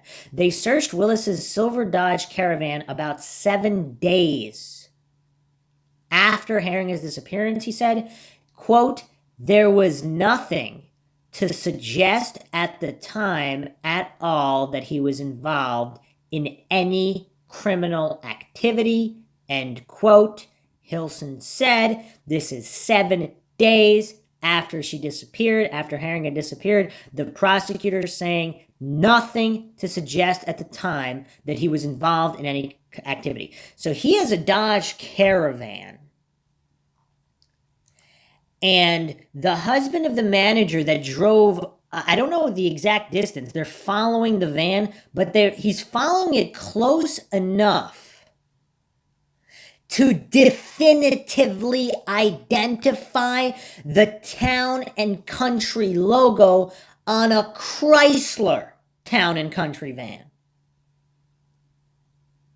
He's making this statement definitively. So this is not Willis's van, if we are to believe the manager's husband.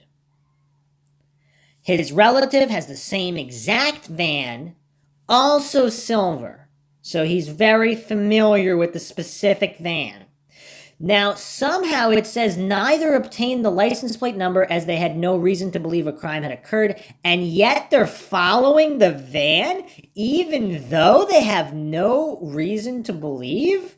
Why are they following the van? Are they just happen to be taking the same path? I don't know what their defense is. This is really weird. We'll be getting into more weirdness with the both of them, but we're going into Mindshock territory because if we're believing the manager's husband, this is not Willis's van. Police searched his van, Dodge Caravan, 7 days afterwards, no evidence. Unlike the Blesh case, where he had a .22 caliber handgun seized from his minivan, matching the bullets in Blesh's body and the shell casings at the scene of her unsolved homicide. So that's the difference when you have evidence to link someone to a crime. And without knowing how many other potential victims, if this guy's some psychopath and he has dozens and dozens, if not more, people in his Vicks folder, of which naturally, if he's got 100 people, 200 people in there, who knows how many people he's got in there, some of them might be killed or abducted. There's nothing to do with him. He's busy killing and abducting other people. Again, let's not fall for these black and white logical fallacies. A lot of people are capable of murder, particularly in domestic situations, accidentally or not. Drug dealers. Now, if we are to believe Jessica Heeringa's boyfriend, she was involved in some kind of heroin activity and drug dealing. That might explain $420 cash in the purse of somebody working a night shift. And it's really, really bizarre. It's really, really bizarre. So continuing back to the subreddit write-up here, he clearly remembered the Town and Country logo on the rear hatch door. Again, something a Dodge Caravan does not have. Neither obtained the license plate number as they had no reason to believe a crime had occurred, even though they're randomly following this van, supposedly. I don't know. The van turned northbound. Okay, so yeah, it looks like they weren't, were they following it on purpose or not? The van turned northbound on Grand Haven Road. The manager and her husband turned southbound on Grand Haven Road and went home. 11:02 p.m., but they thought Jessica Heeringa was stealing, and yet they went home. Does their story add up to anybody? All the Mindshock listeners out there, what do we make of this manager and her husband randomly riding motorcycles 11 o'clock at night on a cold April night in Michigan? Does this make any sense? I don't know. So 11:02 p.m. surveillance video from inside of a closed store in Pointes Mall captured a silver minivan turning northbound onto Grand Haven Road. 11:03 p.m. surveillance video from the Homestead Tavern captured a silver minivan driving northbound on Grand Haven Road. 11:05 p.m. surveillance video from the Coin Zone captured a silver minivan driving northbound on Grand Haven Road. So in some reports, it's stating that the vehicle's like speeding off. Here it's stating it's just driving normally.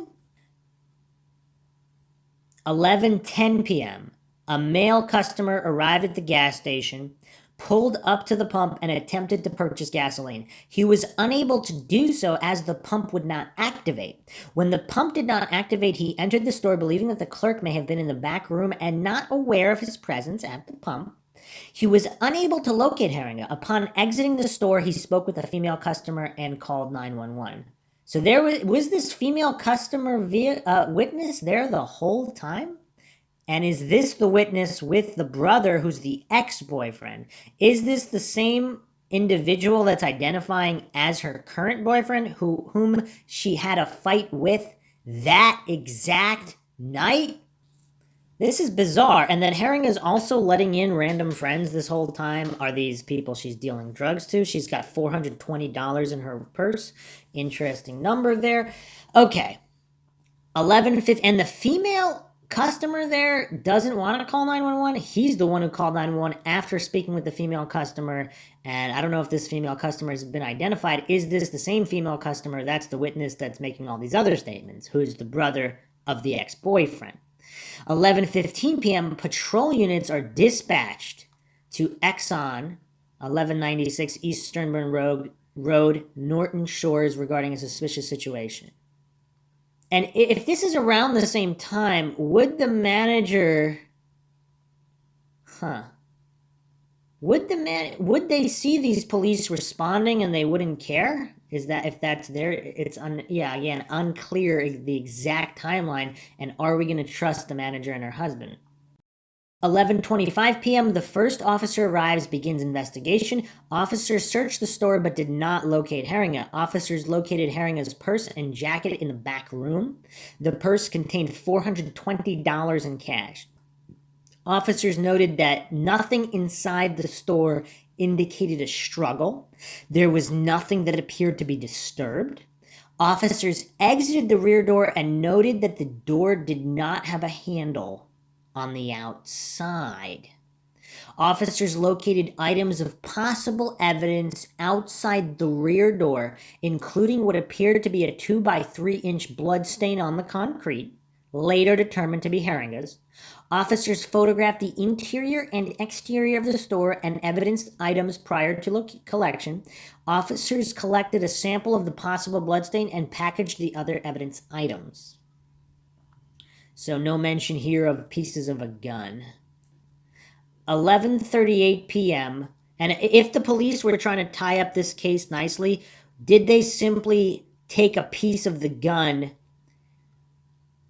from the Blech case, which was found in Willis's van, and said that it was found, and just swapped a few labels and said that it was found outside of the Exxon near the bloodstain, even if it wasn't, just to wrap up that case nicely?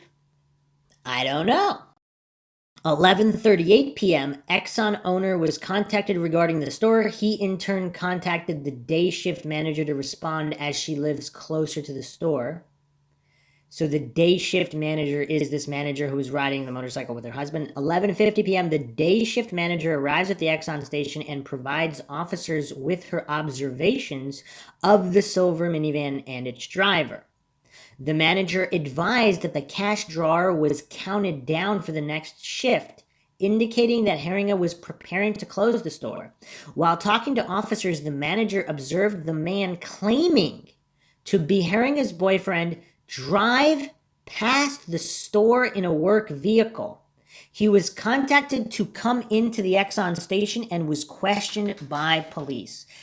Okay, wow. So her boyfriend's possible ex-boyfriend, depending on their argument, I guess, I don't know, or is this a previous ex-boyfriend from longer ago that was not her ex that she was arguing with? He's driving by and he doesn't care that there's a bunch of police officers outside the work of his girlfriend or ex-girlfriend. So he claimed to be her current boyfriend. So there's a bunch of police vehicles outside her place of work where she's working alone, night shift, and he doesn't care. He just drives right past, and he has to be contacted later to come into the station and questioned. Well, what is that mind-shocking to anybody else? That's kind of bizarre. So since there's no sign of a struggle, it really seems like the most probable situation. She's out back possibly doing a drug deal.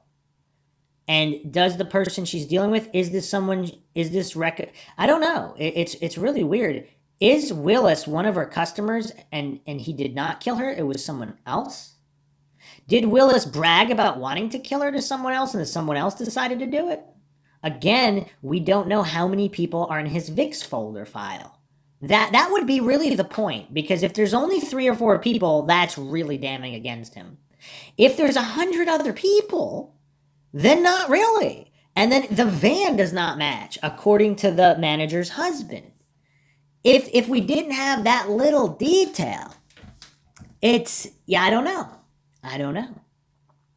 So on the subreddit here, points that stand out about this: the bloodstain that was later identified to be Heeringa's, clearly a sign of struggle, or perhaps if she was either stabbed or clubbed on the head with a gun right there wouldn't necessarily be a struggle if that was done during a handoff, clubbed and then put in the back of a vehicle. That's not much of a struggle. The person who took her very likely knew that she would step out behind the station to smoke, and that is when they ambushed her. Yeah, if it's not a drug deal, that could very well have been the situation, because she was known to do that, and she lets in her friends through the back door. So everybody kind of know, or her friends start some kind of circle. They know that she goes out in the back to smoke, and she lets in friends through the back. One of the Exxon's managers and her husband happened to be riding their motorcycles around the area near the time that Heeringa went missing. They saw the suspect's van with its lights off parked in the back of the store and believed Heeringa might be working with an accomplice to steal stuff from the station. They decided to follow the van for a while as it left the gas station. Clearly, they thought the person in this van was up to something, yet neither obtained the license plate number because they had no reason to believe a crime had occurred. Why follow him then? And another point here: how often does the Exxon manager and her husband ride their motorcycles around? Because if they ride their motorcycles at 11 p.m., and between 11 and midnight, or whatever the case may be, every single night, then fine, it's not strange. Look at all the security footage from the nights before, for let's say the past whole year, or the past 2 years, to see what season they ride the motorcycles in. If they really do a daily motorcycle ride, then okay, or every other day, whatever. If it's very frequent, then it's not suspicious. If that's one of the only times or let's say one of the only times that they ride, or at least let's say they normally ride at a completely different time, and that's the only time they rode between 11 and midnight, the night that Heeringa disappears, is that a coincidence? Is that one for the coincidence stack for the coincidence theorist? Okay, another point here. She might have been seeing another man behind her fiance's back. What was their conversation that evening that caused her to appear upset? The man that alleged himself to be her boyfriend is later identified by the store's manager as he's driving past the scene while all the officers are there. Really, really bizarre. And again, is the sister the witness, the star witness for the prosecution? Did she say it was a guy that looked like Willis when it wasn't, and it was actually her boyfriend? Did her boyfriend think that he was being exclusive with Heeringa, and he found out that she had a fiancé and a young son, or whatever, if he didn't know about it? Who knows? Or they just got into some kind of fight. Would the sister cover for the boyfriend here? Very, very weird. Some comments here. absolutely bizarre, the manager's story just makes it all the stranger. In my opinion, there is likely some link to one of her relationships in the disappearance. And that seems to be true whether or not it was Willis. And Willis's cousin, which is really, I mean, to most people, that might seem like the most damning evidence. But then he recanted, and then if they can't locate the body, I mean, it just doesn't make any sense. He's clearly not trustworthy. Because all it would take is for him to get into a fight with Willis and then try to make that up, right? Especially if he's getting a plea deal out of it for time served. I mean, what would a random criminal do in that situation? They would make up whatever they want to get their plea deal. Another comment here, the strangest part to me is how the manager didn't write down the license plate after following the van. They had no idea if the driver had stolen from the gas station or not. So wouldn't it have been the most logical to write down the license plate and then return to the Exxon to see if anything was missing? They clearly saw him load something, most likely a body, so why follow him and then suddenly decide, no, he's cool, and then, of course, just drive home randomly right after that? So they follow for a certain distance, and then they're like, oh, let's just go home now. I mean, I don't know. And motorcycles are pretty loud, so it seems like they would not be having a conversation during all of this. Okay, another comment here. I think it's weird that the manager just happened to be at the store in time for all of this to happen. She would have known that A, Jessica was there all by herself, and B, there were no surveillance cameras. Then she shifts the blame on Jessica, saying she suspected her of stealing from the store. Then they follow this van but didn't take note of the plate number and eventually let it go. The manager would fit the description of someone who knew Jessica's habits, namely that she would step out to smoke. Seems very suspicious to me. And then, of course, anybody, again, any one of her friends, and would know that she does that and lets people in through the back door, whether dealing drugs or not. If that is true, I am not alleging that is true or untrue. Apparently, that's what was said. Okay, well, here's the twist. The witness, apparently this is not the in-store witness. The same manager who possibly witnessed the crime that followed the silver van away from the gas station and gave police a description of the driver is the sister of a man who dated Jessica Heeringa and fits the description of the van driver. So did she realize that this was her brother in the van and that's why they stopped following it? I can't decide why the manager would offer clues that point to her own brother, but I also think the whole didn't get his license plate thing is fishy. Not even the state or a single number. The case is very bizarre, but I feel like the manager's family is more involved than we know. A response here, what I find interesting is that her and her husband were inclined to turn around their motorcycles and take them to Lookout Point so they could sit and watch what was going on. Then they see something suspicious, follow the van, then not getting any numbers or letters at all, just head on home. They didn't even return to the station or drive back, nothing. Does anyone know how far they were when they witnessed the suspect putting the body in the back of the van? So let's look at this statistically. I know the coincidence theorists are probably going to have a field day trying to pretend that it's just a coincidence that the store manager that saw the silver van had a brother who dated Jessica Heeringa.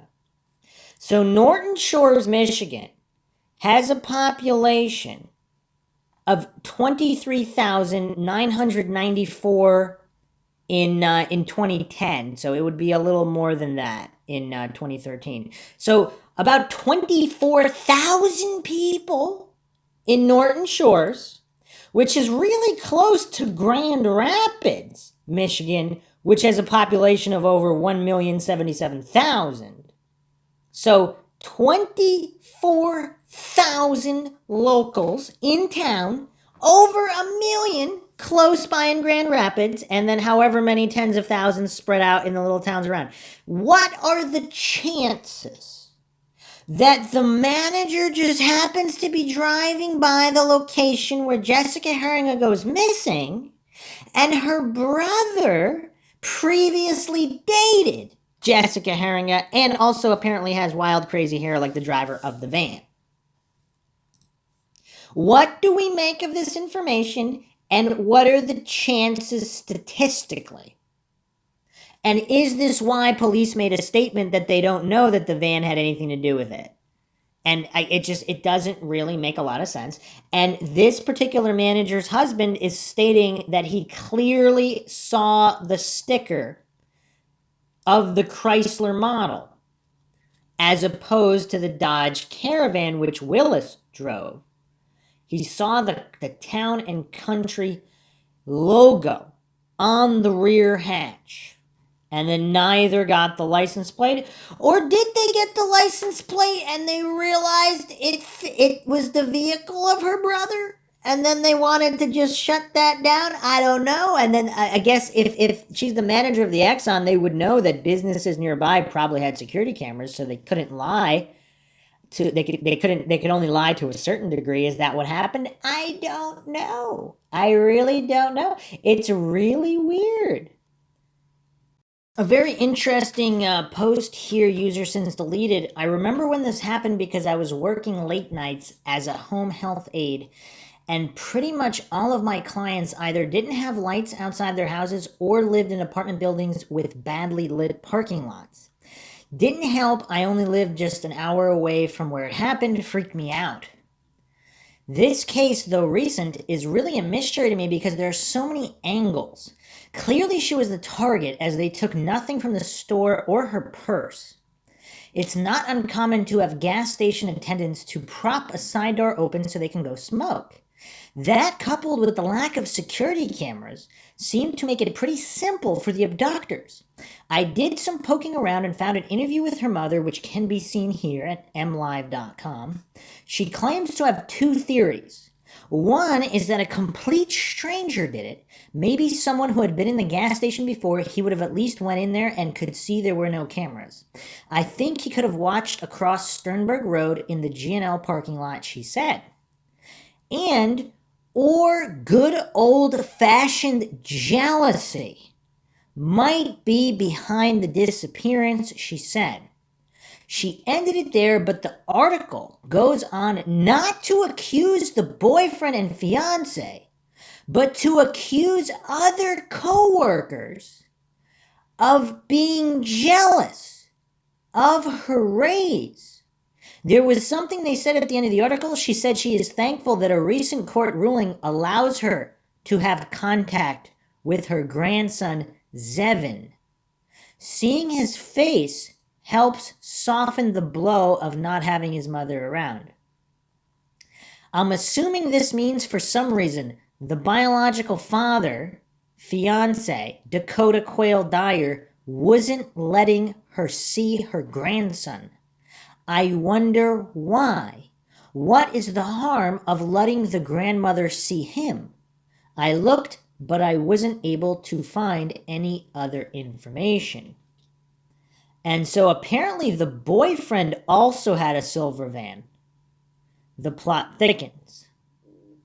So there were several users who had posted comments, all since deleted.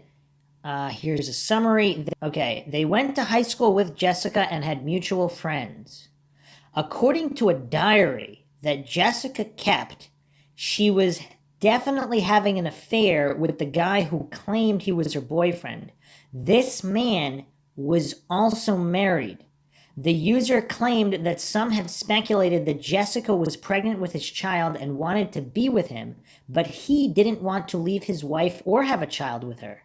So he, along with an accomplice, might have killed her to solve his dilemma. Not sure why they deleted their comments, but there it is. And again, I'm sure they looked at the fiance, if he had an alibi, all good, but that is also something that is common. If the fiance found out that she cheated on him, and they have a biological son together, they have a son together, and she's cheating with this married man and pregnant, what would happen in that situation? And then we also have apparently jealous coworkers to add to the mix. So she got a raise and they were jealous of this. So from this article on mlive.com from April 2014, the year after, this is the interview with the mother, Shelley Heeringa. Without giving too much information, Shelley Heeringa said Jessica, described as pretty, friendly, smart, and hardworking, wasn't well liked by everyone. Female co-workers had it out for her, she said. But the customers at Exxon adored her. Quote, the female co-workers didn't like her at all. She had just gotten a raise. I think a lot of people were just jealous of Jess, she said. She was friendly. She was helpful. So the rumors of her diary and journal and what it said, it's corroborated that it existed. However, the rumors, of course, are unknown. So again, from this MLive article, Shelley Heeringa knows her daughter isn't perfect. She made mistakes along the way, but around the time she disappeared, she was desperate to turn her life around. She was engaged to Dakota Quayle Dyer, the father of her 4-year-old son, Zevin, and was the breadwinner in the family. She was hoping to go to college one day and become a bookkeeper. Jessica was a gentle soul who liked writing poetry and, more than anything, loved to dote on her son. She loved Zevin. He was her whole world and she was his. She had even made comments in her journal that she wanted more for her and her son. When Detective Kasher finally got Jesse's journal, he read it and told me how surprised he was to see how poetic she is. She doesn't point out any names, but he does read it and saw how poetic she really is. Jessica did what she could for her son despite living on a low income, her mother said. She always made sure in the winter she could take him to the mall. She would take a bus there so he could play in the play area. She was always taking him to the park, she said. If given the chance, Jessica could have made more for her life, her mother said. She hopes her daughter still gets that chance one day. So obviously she has hope that she's still alive. So, of course, again, low income, $420 cash in the purse. And then we also have this boyfriend character. Here's a really terrifying comment here. The first thing that came to my mind was the old trick of, can you help me? This thing in my car is not working. That would explain why she walked out without any of her belongings, why there were no signs of an abduction, and why, according to the witness, she looked calm until they were inside the vehicle. Someone posted this comment, user since deleted, was in Nashville a few years back. A man asked me for help jumping his car, and then he wanted me to drive him up the road to it. I told him I would help, but he wasn't allowed in my car. I drove up the road and couldn't find his car anywhere. He described it as a truck with an Air Force sticker on the back. I feel bad, but eventually drive off. Flash forward 4 months or so, same location, but this time at night. Man comes up to me and asks for help with his car. He gives me the exact same description and location as before. Always wondered what his endgame was, what happened to him, and if he's harmed anyone in the past. I contacted police and they flat out couldn't care less. Interesting. Another comment here. I believe that Jessica was known to prop open the back door to smoke a cigarette. It would make sense that she would leave her purse belongings inside and maybe carry just a single cigarette and her lighter to the back door. I worked as a closer in a fast food restaurant in my youth, and most of the employees would do exactly that, right down to propping the door. They'd stand with their bodies half in, half out of the building so they could watch the counter but still blow their smoke outside. I think someone approached her while she was smoking like this and maybe hit her before she realized what was happening, explained the blood drop.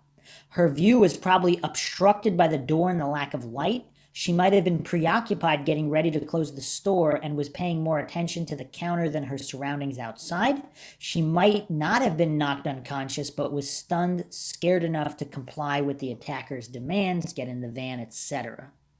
Or the creep knew there were no cameras in the store, so he could get away with anything inside, not be caught. Very possible it was an ex-employee or someone who frequented the store enough to know it had no cameras. And I'm still curious as to these other witnesses who are explaining a man in the store. Are these other female coworkers that just happen to go in? Do they get employee discount? What's the deal? And if these other female coworkers are jealous of her and her raise, and if they run in the same circles with drug users, drug dealers, I mean, that opens the door to a lot of different possibilities. And suppose the police sketch looks like the boyfriend.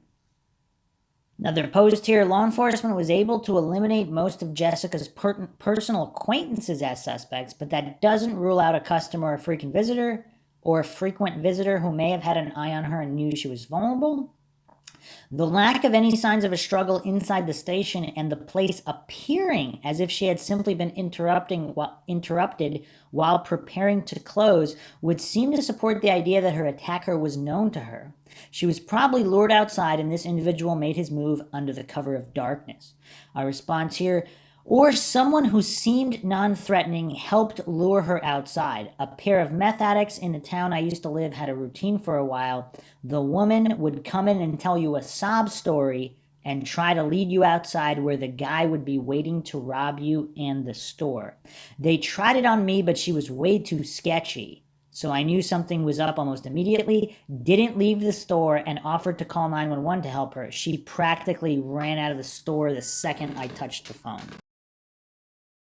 So the final point here on the X, there's a comment here. The family believed or wanted to believe she's being held captive somewhere alive. There's been a lot of drama regarding the family, blaming Jessica's ex or suspecting him of being the murderer and so on. There's a lot more detail about that, but I don't want to disrespect the family. I saw how shady and controlling the fiance was. They were obviously too young for that whole situation. It's so sad for all.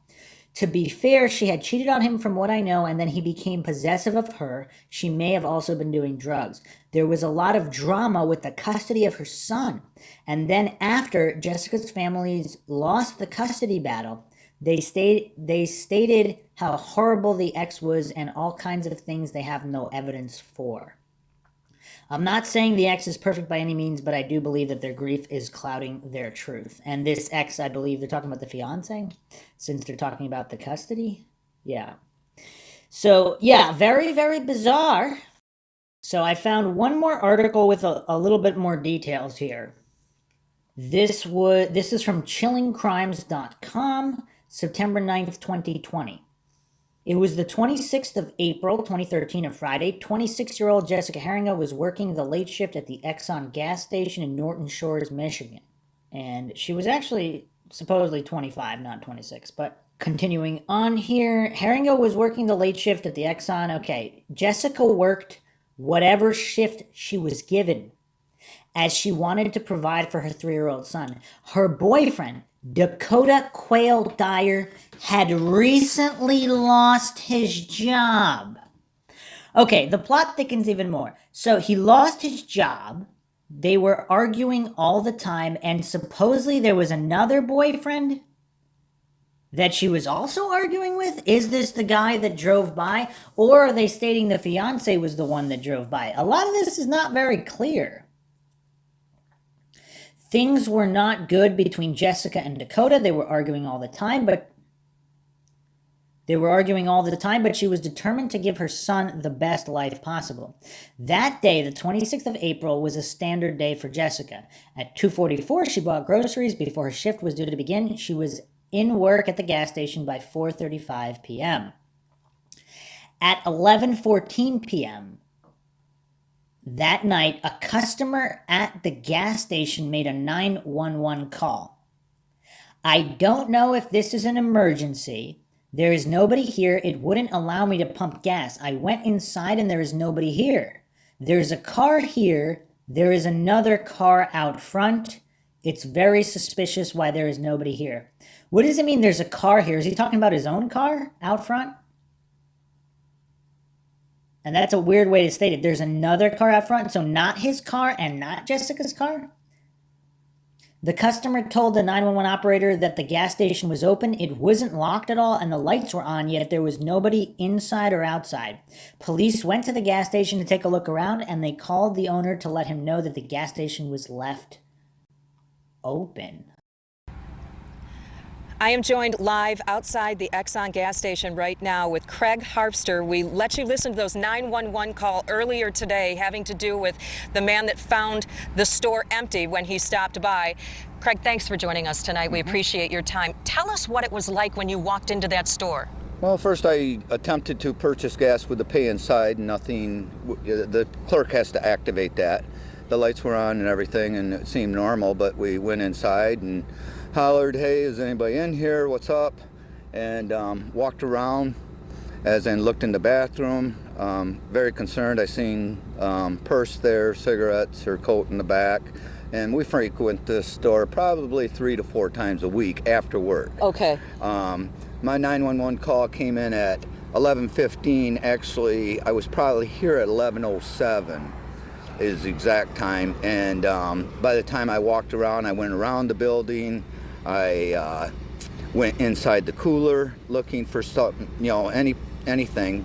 And when I came out, it was like a gut feeling something bad happened. So you just had that feeling. Did it start to feel a little eerie in there when you were walking around, like something's really wrong here? I planned the worst, to see something bad that I didn't want to see, but thank goodness I didn't. I pray that she gets home safely, but no, when I could have just left, but I did dial 911. Told them that there was a concern. There's nobody here. We listened to that tape a little bit earlier. Did you see anyone leaving at that time? Did you talk to police after you called? Did you stick around? I stayed till the police arrived. Actually, I told about 6 customers it would probably be wise not to go in there because there's no employee and that the police are on their way.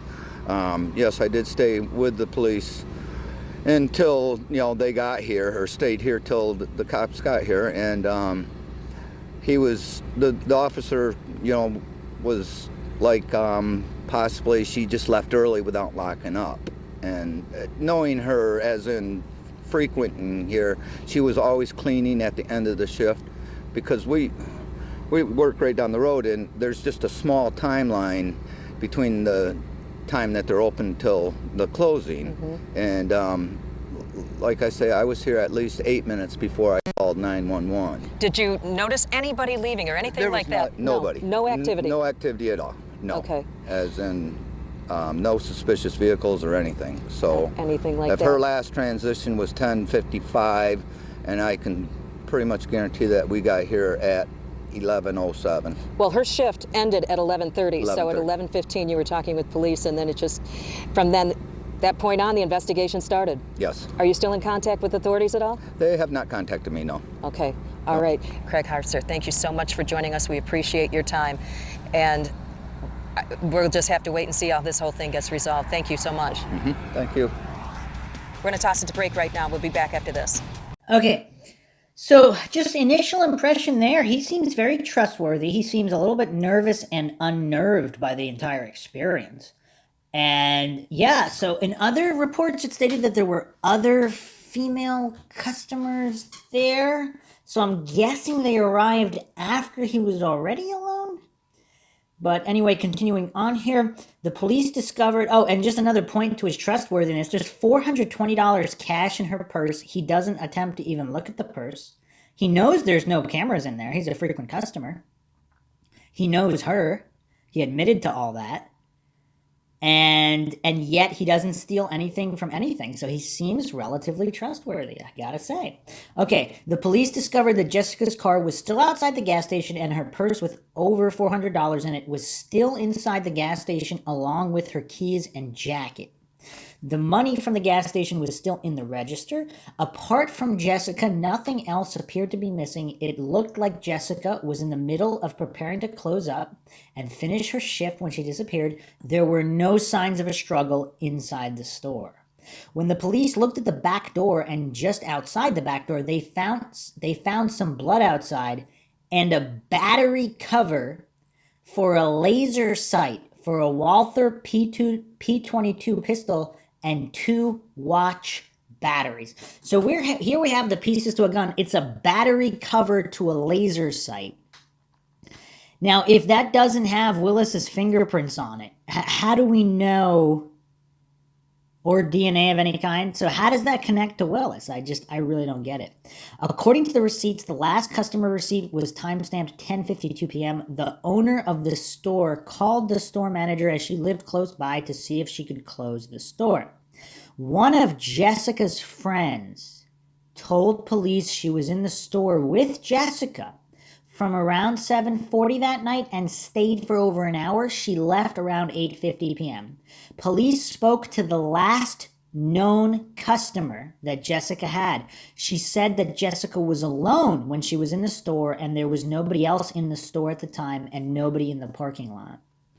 And just another thing with all the silver vans. So the ex-boyfriend or the boyfriend has a silver van. Willis has a silver van. I mean, this is kind of weird. Okay, the store manager arrived at the gas station to lock up and told police that she was out at 11 p.m. that night with her husband, and they were riding their motorcycles eastbound on Sternberg Road when she saw a silver minivan slowly enter the north drive of the Exxon from the service drive of Pointe Mall. She saw the van drive behind the gas station. And so the other thing that's weird, so pretty much this is a small window of time. This guy, the 911 caller, arrives at 11:07 p.m. The police arrived there around 11:15. He arrives at 11:07. The last customer is 10:55. So the last customer, a female customer, 10:55. 11:07, 911 caller arrives. At 11 p.m., the exact critical minutes, the manager of the Exxon just so happens to be riding her motorcycle around the exact minutes that something happened to Jessica Heeringa. The Exxon manager happens to be riding around on a motorcycle with her husband. Does anybody find that bizarrely coincidental? I don't know. So police spoke to the last known customer. She said Jessica was alone in the store, nobody else in the store at that time, nobody in the parking lot. All right. So back to the manager's statement here. She saw the van drive behind the gas station, turn off the headlights, pulled in behind the store. The only other vehicle in the parking lot at the time was Jessica's car. She saw a figure at the back of the van and the rear hatch was open. It looked like he was moving something and then he closed the rear hatch. This person then walked to the driver's door, got in the van, began driving westbound on the service door. And this kind of summarized the account. Apparently he opened the hatch and then closed it, then opened it again, readjusted something, then closed it. Okay. During the time the van was there, the manager did not see Jessica, did not hear anything that indicated distress or struggle. She saw the driver of the van. He was a male wearing a red or orange sweatshirt. Her husband did not get a clear view of him, but thought that he had crazy or wavy hair. And I don't know, Jeffrey Willis does not really look like he has crazy or wavy hair. But, I mean, depending on which picture you look, he had it a little tiny bit longer in some older pictures. I don't know. The boyfriend doesn't really look, or the fiance boyfriend doesn't really look like he has crazy or wavy hair either. So was this a customer? So was this some kind of drug, somebody associated with drugs that was a friend? Actually, so her boyfriend, her fiance does have kind of long, possibly crazy looking hair as described, Dakota Dyer. And also has a silver van. Her husband believed, so now going back to the account of the manager, her husband believed the van was a Chrysler Town and Country van, silver in color. Police looked at surveillance footage in the area. No cameras at the gas station, but they obtained footage from a store in the Pointe Mall. Footage revealed that at 11:02, a silver minivan turned northbound onto Grand Haven Road. Footage from the Homestead Tavern revealed that 1 minute later, the same van drove northbound on Grand Haven Road. Okay, so the police are stating they don't know for certain that the van was involved, but the van just happens to be leaving shortly after 11. We're talking minutes here. So the last customer leaves at 10:55. Doesn't see anyone. So between 10:55 and around 11, because by 11:02, there's footage of the silver minivan turning northbound onto Grand Haven Road. So that means anywhere between 10:57, 58, the last customer is left. We're talking a few minutes here. We're talking minutes. So so what are the chances the silver minivan is not involved? Just concluding the time frame, does it allow for the van not to be involved? It seems like it does not. So let's get to another mind shock here. Christian Van Antwerpen worked in a store right next to the gas station, and he told police that he saw a man in a minivan talking to Jessica. And I don't know why this tidbit has not been reported elsewhere. I've gone through all these other articles. This seems to be the only place on chillingcrimes.com. He said, it's just seemed to me that this was just another guy hitting on her or whatever because she was an attractive girl. It was just an afterthought. I almost didn't think about mentioning it, but I thought it was my responsibility to say something about it. Christian said the man approached Jessica when she was at a gas pump preparing to close the station. He said that the man seemed flirtatious and asked her why she was outside and not inside. Christian and the Exxon manager provided police with a description of the man they saw in the minivan. Police released a composite sketch of the minivan. He was described as a white male, 6 feet tall, with a medium to heavy build.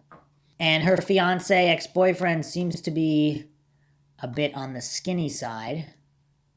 Supposedly, Heeringa spoke to her fiancé, Dakota Dyer, between 10 and 10:15 p.m.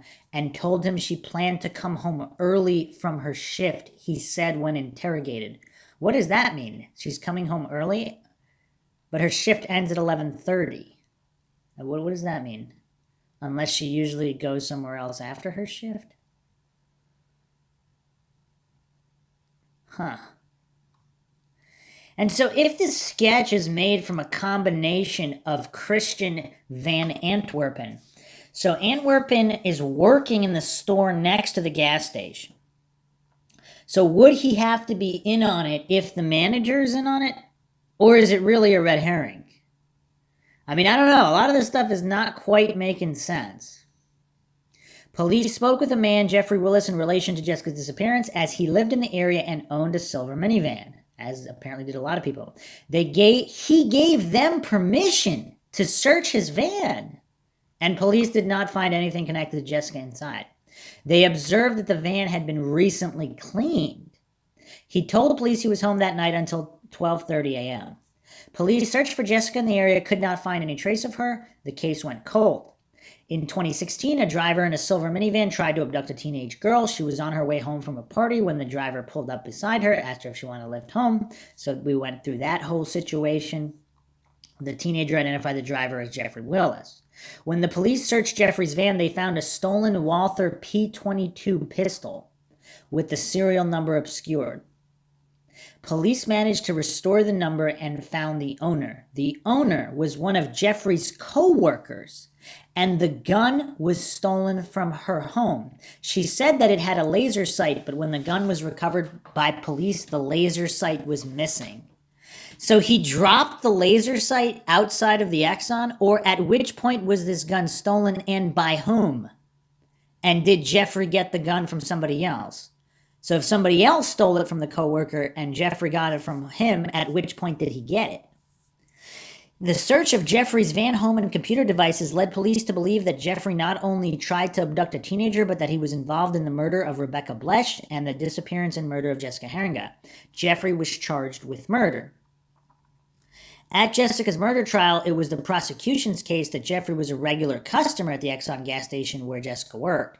He inherited a derelict property, 3038 Bailey, when his grandfather died, and that property was just 12 or 13 minutes from the gas station.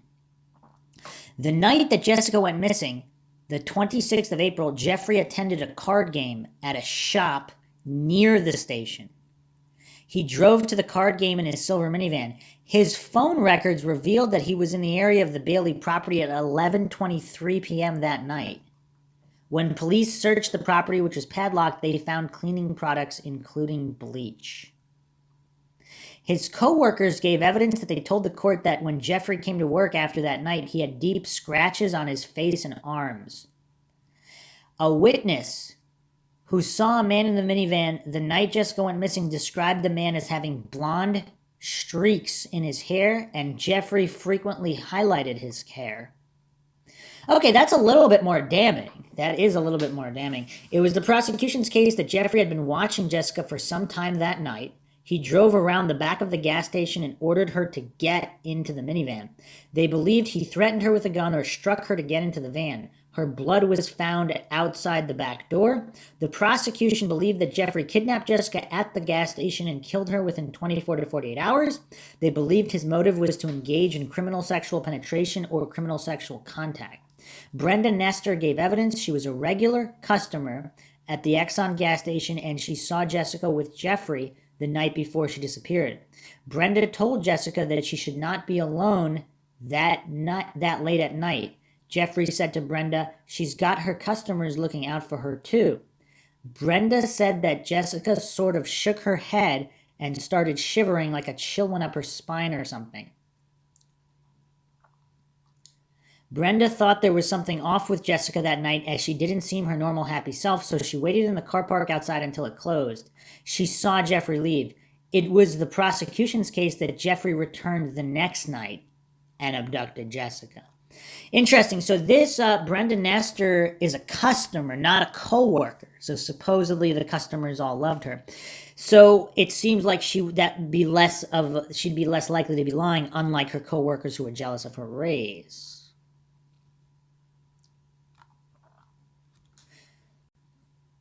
To support their case, the prosecution told the jury that Jeffrey had a pattern when it came to women. He abducts them. They told the jury about the attempted abduction of a teenage girl. They told the jury about a 36-year-old woman called Rebecca Blesch. Rebecca was found dead on a road near her home. She had been shot.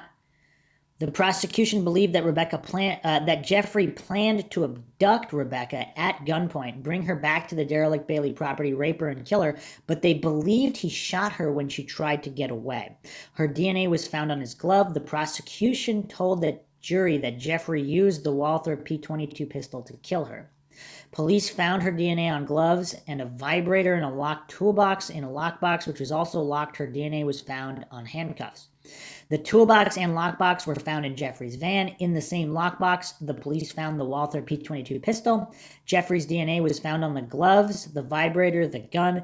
The prosecutors referred to the items as Jeffrey's rape kit. The toolbox and lockbox contained handcuffs, ropes, restraints, chains, sex toys, a gag, lubricating jelly, insulin, syringes, gloves, Viagra, cameras, and bullets.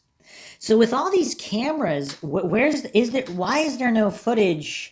If he's filming his crimes, where's the footage?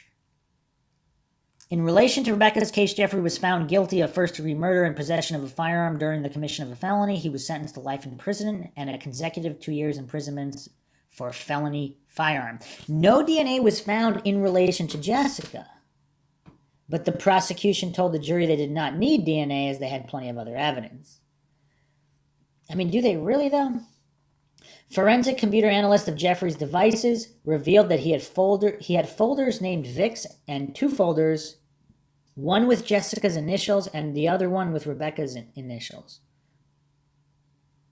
Are there only 2 folders? So he had folders and 2. So they're talking about these 2 particular folders had these initials. How many other folders were there? It's not stating here. Police believe these were named after Jessica and Rebecca as they were their initials. The names also included dates, and police believe these dates were the dates they were killed. The date beside Jessica's initials was the day after she disappeared. Okay, well, then that's a lot more damning because this detail had not been given prior. But see, the thing that doesn't add up here, though, is the manager's husband stated that it was not a Dodge Caravan, and he saw the Town and Country emblem on the rear of the van. The JLH folder, Jessica's folder, included photographs of Jessica and her missing poster. There was also a news article about her disappearance saved on his computer. The other thing they could find out is the date created. When was that folder created? Was it created after she had already gone missing? Because at that point, that could just be a weirdo keeping track of missing people, because there's a lot of people that do that. Yeah, it would be very helpful to have the information when the JLH folder was created. But again, if it's in the VIX subfolder, I mean, that's pretty damning. A document listing his computer passwords revealed that his password for many of his accounts was J4127H13, Jessica's initials, and the number 42713 the day after Jessica disappeared. Okay, well, that is even more damning.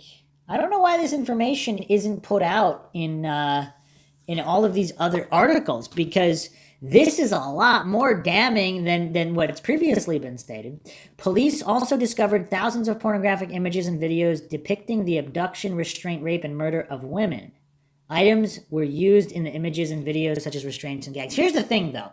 If he has these folders, that's what his password is. He's got this freely accessible document listing his passwords.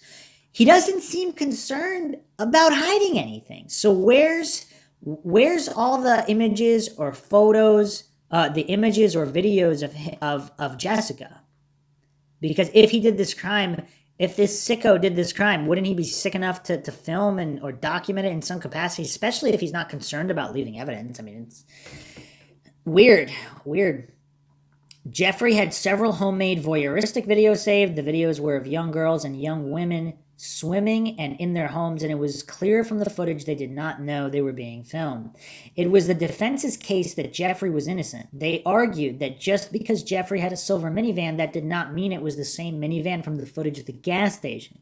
Nobody took down the license plate of the van at the gas station. They referred to Brenda's testimony and questioned why she only told police that she saw Jeffrey at the gas station the night before Jessica disappeared. 3 years after her disappearance. Okay, well then that's another thing, that's another wrench they're thrown in, because that is really bizarre. Is this the one? That's really bizarre. They also questioned Jessica's boyfriend, Dakota Quayle Dyer. They referred to their turbulent relationship and fights. Dakota said that he discovered Jessica was a heroin user. It was the defense's case that Jessica's disappearance may have something to do with a drug deal. The jury did not agree. Well, the $420 cash in her purse doesn't help, but the jury did not agree. Jeffrey was found guilty of the kidnapping and murder of Jessica Heeringa. He was sentenced to life in prison without the possibility of parole. Jeffrey's cousin, Kevin Bloom, pleaded guilty to lying to detectives. He lied during the investigation into Jessica's disappearance. He pleaded no contest to have been an accessory after the fact by helping Jeffrey dispose of Jessica's body. He admitted that he saw Jeffrey with Jessica's body, and he helped him bury her after she was sexually assaulted. Now, where was the burial? Where was it? He claimed that Jeffrey called him a day after Jessica disappeared and told him he had a woman. When Kevin saw Jessica, he saw she had a head wound and was tied up. She was naked, not moving. According to Kevin, Jeffrey had been watching Jessica for some time, and the night he abducted her, he hit her first so that he could get her into the van. Kevin told police that Jeffrey raped Jessica and used sex toys and tortured her. He said they both drove to Sheridan Road near Laketon Road with Jessica's body. When they got here, Kevin discovered that Jeffrey had already dug the hole. But then where's the body? He was sentenced to time served plus 5 years probation. To date, Jessica's body has not been found. In 2013, okay, they're talking about Jessica's bill, the law, okay. And then the Blesh law. And, of course, Angela Marie Thornburg. Okay, couple things stand out here, of course, the timeline. Is it possible police changed the names of the folders and possibly, and the password, and possibly added images? Is that possible? And then they got this other witness to come forward about seeing him the day before. And it would also be interesting, did any other witness corroborate what this witness said seeing him the night before? And what's going on with the ex-boyfriend? There's a lot of unanswered questions here. I'm still not convinced. It would be interesting to have computer forensic experts examine those folders, because it seems like the case is mostly resting on those folders and this one witness. That's what it seems like. I don't know. The laser sight. Okay, so the sight was missing on the Walther P22 that was allegedly found. However, the 911 witness said he didn't see anything. Now, was he specifically looking close enough to see a battery cover? How big is a battery cover? It's not that huge, but if he's looking for somebody, would he miss it? Maybe he would miss it. It's possible. It's possible he missed it. So, but if he didn't see it, he seemed pretty honest. Was that just said to have been there after the fact so they could pin this on him? Even if, let's say they really believe he did it though, and they need something more solid, so they added that, and they're not necessarily involved in some kind of cover-up. They just want to secure a conviction on someone who they believe either committed the crime or has a high enough probability, and they know he committed other crimes, and they want to, a closed case is always, and convictions always look good. So obviously there's a certain amount of cases where police help the case along. In certain percentage of the time, the person is the guilty party. In other percentages, they are not. And of course, we don't know exactly what happened here. So a very, very perplexing case, of course. All the Mindshock listeners out there, chime in with your own thoughts, theories, rebuttals, debunking, suggestions. Any thoughts at all? Because this is really a perplexing one. Definitely one for Mindshock to examine. And hope you guys enjoyed another logical examination of a true crime case. This one was requested through Patreon. If you enjoyed the podcast, you can donate to our PayPal. Just check the link in the description. Make sure you subscribe to the channel. You could also go to youtube.com/Mindshock or youtube.com/MindshockTrueCrime. Like this podcast, share it across social media platforms, Twitter, Facebook, Reddit, and Patreon. Patrons, of course, do get priority for case topic logical analysis per podcaster requests. This is Bruce McGuire, signing off. Catch you guys next time.